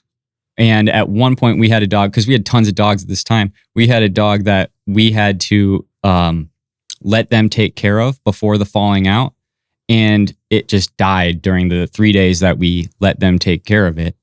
And when we came to get the dog, they had already buried it. So now we're starting to get these ideas. I'm starting to get these ideas. These people are probably sacrificing these dogs, or for some reason, I don't know what it is, but they're sacrificing the dogs or they're killing the dogs. And I'm hearing all of this, and I'm obviously confused. Like, we're running around in the woods in this backcountry trying to figure out what's going on. Yeah. And then before we know it, we moved out, and then the next chapter of life really started. Yeah, it was just a weird blink of time. I don't even think it was. It's almost like I blacked out that. I don't even think it was like 2 years. It was pretty quick that it all ended up happening and dissolving, and we just didn't know what every day looked like. We never knew where we were going and what we were doing. We never knew who was coming over. I remember sneaking outside one time while they were doing whatever they do in the woods. And again, like, I'm 5 or 6 years old, and I was so familiar with the woods at that point that I wasn't really like nervous, but you know you're doing something you're not supposed to. And so like you're worried you're going to get caught. And I remember just like watching from the trees as they murmur and hum and do weird things. Do their little thing. And I never saw my dad there though. I never saw him with them. He was always unseen. I never saw him outside. I always saw all the other guys and Harry, but I never actually saw Dad out with them. Every time I remember Dad with them, he was not participating in the same way. Yeah. My dad is a very spiritual person. So I would often see him in the woods praying and like stuff like that. And that's usually the role that I saw him in when I witnessed him in this group as well. And that's still the way he is. I remember thinking it was weird when Harry would basically demand that he prayed instead of Dad. Yeah. Because Dad was always the spiritual figurehead. And so like he would pray and he would teach us and all of that. And I always remember being like, I don't care what this guy says. Mhm. I don't care what whoever this guy says is true, because it's just not my dad's words. And so It says a lot for a 5-year-old to say that too.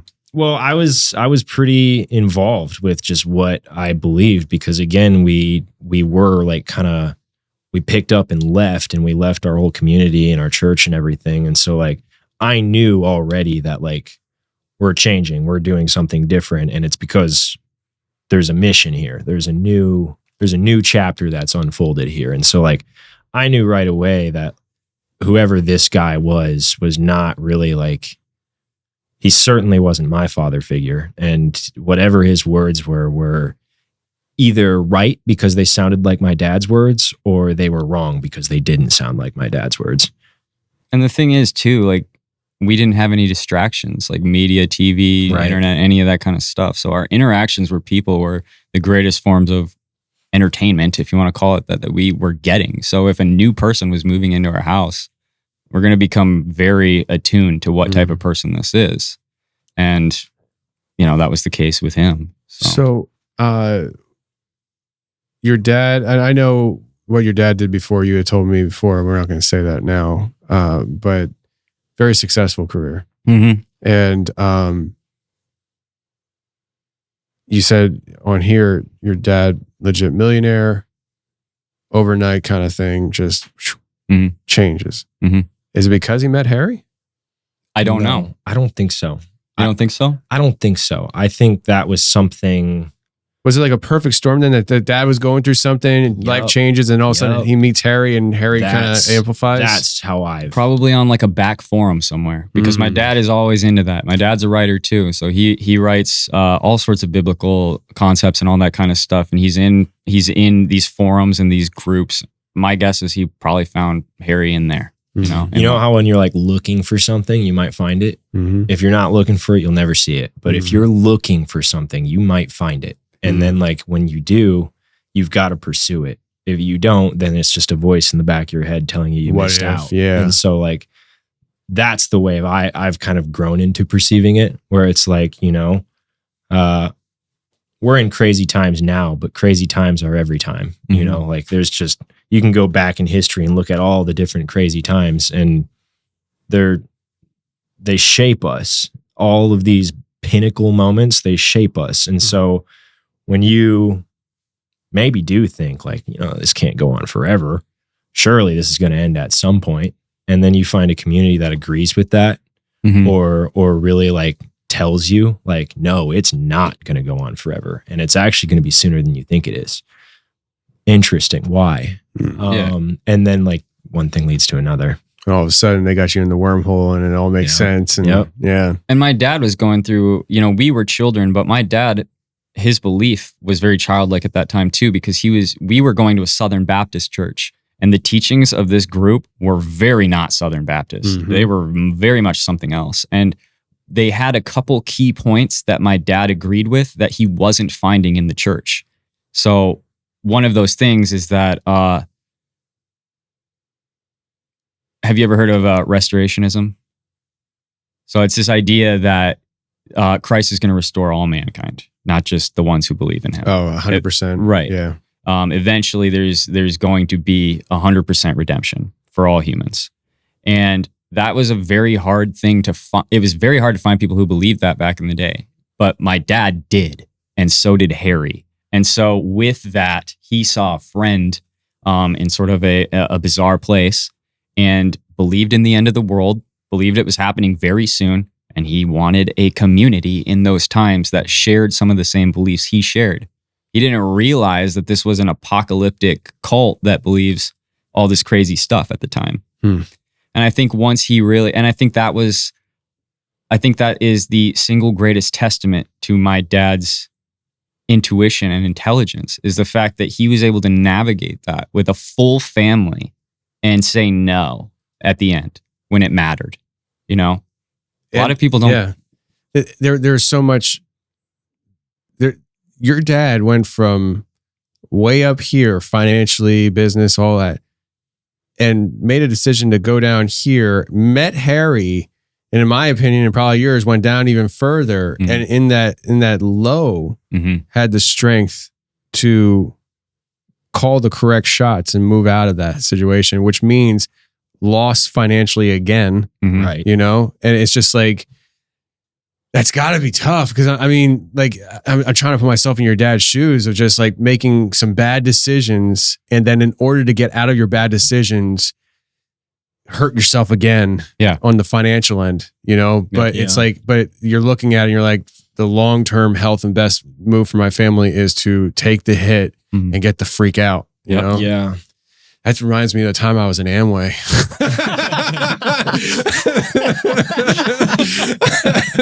Oh man.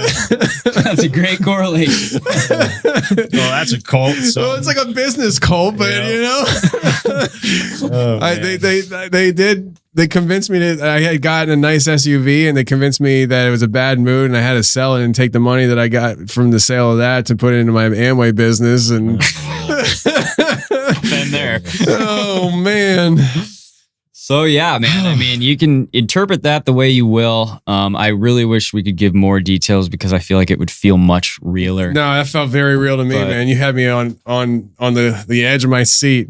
It's very rare that I wind up doing this. I was listening intently. All right, so your dad gets you guys out of it, and clearly you guys rebound. Mhm. You know, I think I'm sure I'm creating the scars now with my kids. I mean, I think every time you have kids, as a parent, you will do things that create scars. Mhm. And so, you know, as adults looking back at our childhoods, I think we all can agree that there have been scars placed by our parents. And I think almost everybody that listens to this can agree to that. yeah. But you guys, if you wouldn't have told me, I wouldn't have been like, I bet you they were raising a cult or something. Like, you don't strike me as cult kids. So like, I think that's a good thing. yeah, that's what I'm saying. Like, I think that you guys rebounded well, and they give credit to your dad for that, moving you guys Well, out. honestly, after that, he was even more intense about like making sure we were directed the right way and making sure that we knew righteousness from wrongness. And that was like pretty instilled after we got out of that situation, moved pretty far away. But it's not something that I really think about very often. So like, you know, everybody has their quote unquote trauma. Mhm. But I think trauma is just different parts of life. Yeah. And so like the more you just accept your path, the more it's not really something that impacts you necessarily. And there's still like space to like hash things out. And like if you've got something that like really does mess with your brain and like hurts your day, makes you sad, stuff like that, like, yeah, it's good to talk about. But for me, I was so young to even really get it. And it was just weird. But I was traditionally kind of shut down when I asked about it. And I still am. Like, I asked my dad about this before I came out here. Not today, but like last week. And I was just kind of like, what did I say to him? I said, that time when we moved out to that house, that was just a really weird time, wasn't it? Like just opening up the conversation for him. And I lost him for a second. And he went into this literal zone. And he was like, yeah, I don't know why I did half the stuff I did back then. And he told me a little bit more about Harry and all that kind of stuff. And I was like, so you don't think that was a cult? And he was like, well, I don't know if I'd call it a cult. So that's the idea, you know what I mean? Like it's like he's not totally stupid to it, but and he's still in these forums and stuff, and you can still find him. I actually mentioned like maybe he should come on your podcast, and Your dad? yeah, and he was like, yeah, maybe. So Bring him down, man. There's another chair right here for him. Bring all three in. That'd be great. he's just still. I mean, he lost a job recently because of this kind of stuff. Really? Still, like it has plagued him. How does it plague him now? I mean, so like, how is it that he spent 2 years of this problem, he gets out of it, and it's still haunting him? Like Amway doesn't haunt me. It's blackmail. What is blackmailing? Harry? Various members are blackmailing him. That were on the property? Yeah, Why and how? I don't know. I don't know all the details, but this is what I've been told, and this is what I've seen happen twice in the past 10-ish years. They find out because Another thing about us, we moved constantly growing up. I think the longest we ever stayed in a house was maybe 2 years. And we were on to the next one over and over and over. There was a couple times we lived in abandoned houses and we had to go find the owner, and because my dad didn't have any money. And we would have to find the owner of this house, usually by just asking the neighbors who owns this house. And he would then buy those abandoned houses. I'm serious when I say abandoned too, like rats, like holes in the windows, like that kind of abandoned. And he would then fix it up just good enough for his family to live in. And then we'd leave again. And this happened. Because he's on the run from the cult? He was on the run. Over and over and over this happened. And when we finally got to where he is now, he found a certain amount of peace for about a decade, maybe a little less. But then they found him again. And it was actually not even that long ago that he lost another job. Why can't they leave him alone? I don't know. They hate him. They hate him. He destroyed something sacred to them and they hate him for it. Oh. And it's just, I don't know how involved Harry is anymore because he's got his own thing going He's on. got his chicks across the pond. Yeah, exactly. I got to show you that after. Yeah. But like I don't think it's him. I think it's other people who were there. Because there were a couple very unsavory characters that came in here. And even Harry with some of them, because these people weren't friends of Harry, you know, like these people were randoms who found the forums and then came to our land and implanted themselves in our community. And I think those are the culprits. You think that they're dangerous to your dad? Yeah, 100%. If they find your dad, you think they'd kill him? I don't know. I know what they would do, and it has caused my family great harm. So, like, I know what they're capable of already. So I don't know what lengths they'd go to. I mean, think about it. Like, if they're looking for your dad, they find your dad, they're blackmailing, getting him, fired. If they actually got to be in his presence, what would they do? I really don't know. I wish I could answer, but I don't know who they are. How old's your dad now? Somewhere between 60 and 70. Jeez. Yeah. So losing a job is a pretty big deal. Yeah. Especially in the field that he's in. So. Yeah. Your dad's a highly intelligent person. Mm-hmm. Wow. I've done a couple cult shows in the past. This one, whew, wow. I appreciate you guys sharing it with me. And, I think that Harry's a piece of work. These people are pieces of work. I'm glad your dad got you guys out of it. And I mean, Merkel might have to open up a security branch. Yeah, right. We're going into security. Right. I know some people that I could probably do something like that and start a whole other business. Yeah, right. Merkel Securities, and it's not your funding. Yeah, we're securing. Wow, guys, I appreciate you coming out and thanks so much for having me. Talking about all this stuff again. AJ, it's great hearing from you about Iceland and your perspective of the cult. Yeah. Once again, this is John and AJ. John runs 21 CD podcast. That's 21 CD podcast. Correct. Stands for 21st Century Dystopian, because we're all just dystopians in this wasteland that we're inhabiting. That's why I like you so much. That's why I like you. When I was driving truck, I haven't done it in a long time, but when I was driving truck, I had a lot more time to listen to things, and I listened to a lot of Clyde Lewis. And Clyde Lewis is a big motivating thing for me, where it just started making me think different. And my gears started turning in different directions they never turned before. And I started calling myself a dystopian futurist because I didn't know how else to describe myself. There you go. But when I met you and started listening to your stuff, I was like, I like John. I like John a lot. We get each other. So yeah, everybody needs to check it out on YouTube, Spotify, Apple, everywhere. 21 CD podcast. Let's get him to 5,000, 6,000. That'd be amazing. What'd you call it? How'd you say before? Only 3,000. Only 3,000. A humble 3,000. But It's not that many. it is a lot. Like people listen. I get it when you look at like Rogan. Yeah. Jack, what are we at right now? Like we're at 114, 115. so we're at 115,000 subscribers on YouTube, right? And I'm in the same boat as you.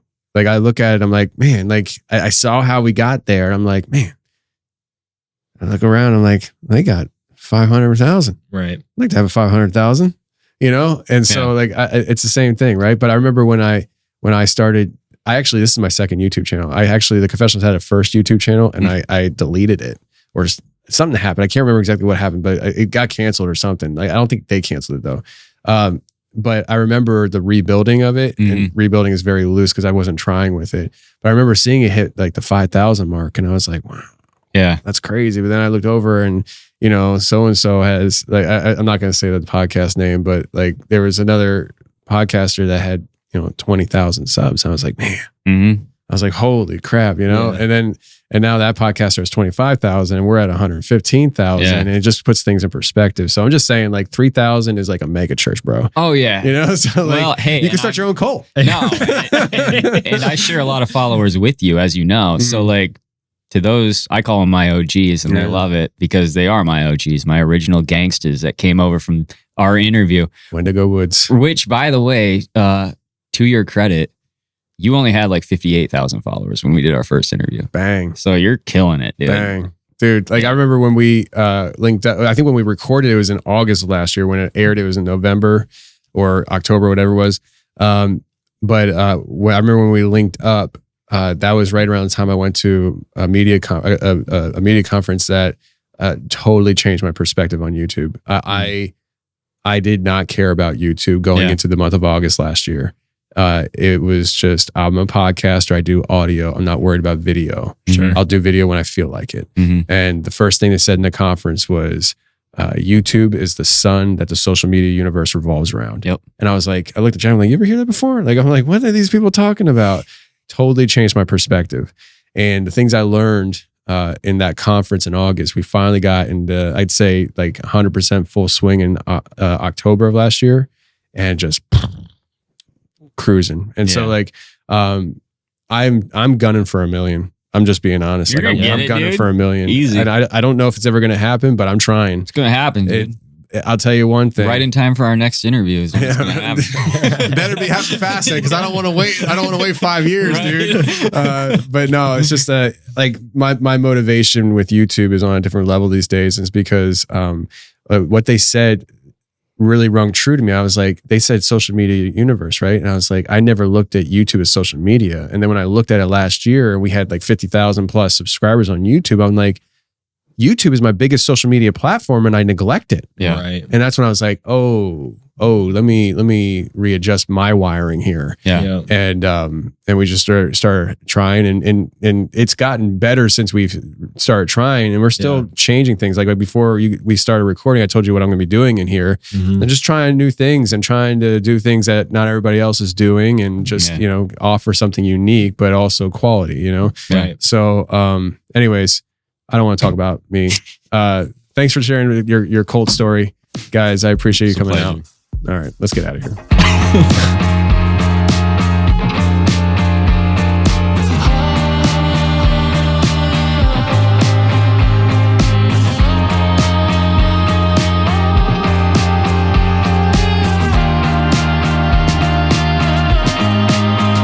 kind of simple, but it's not. We try a million paths, we're lost. Accolades without the cost. Fighting, justifying, I'm exhausted. Looking for everything in the shadows. Start looking at people like they don't matter. I'm waking up to the fact, more than a little bit shallow.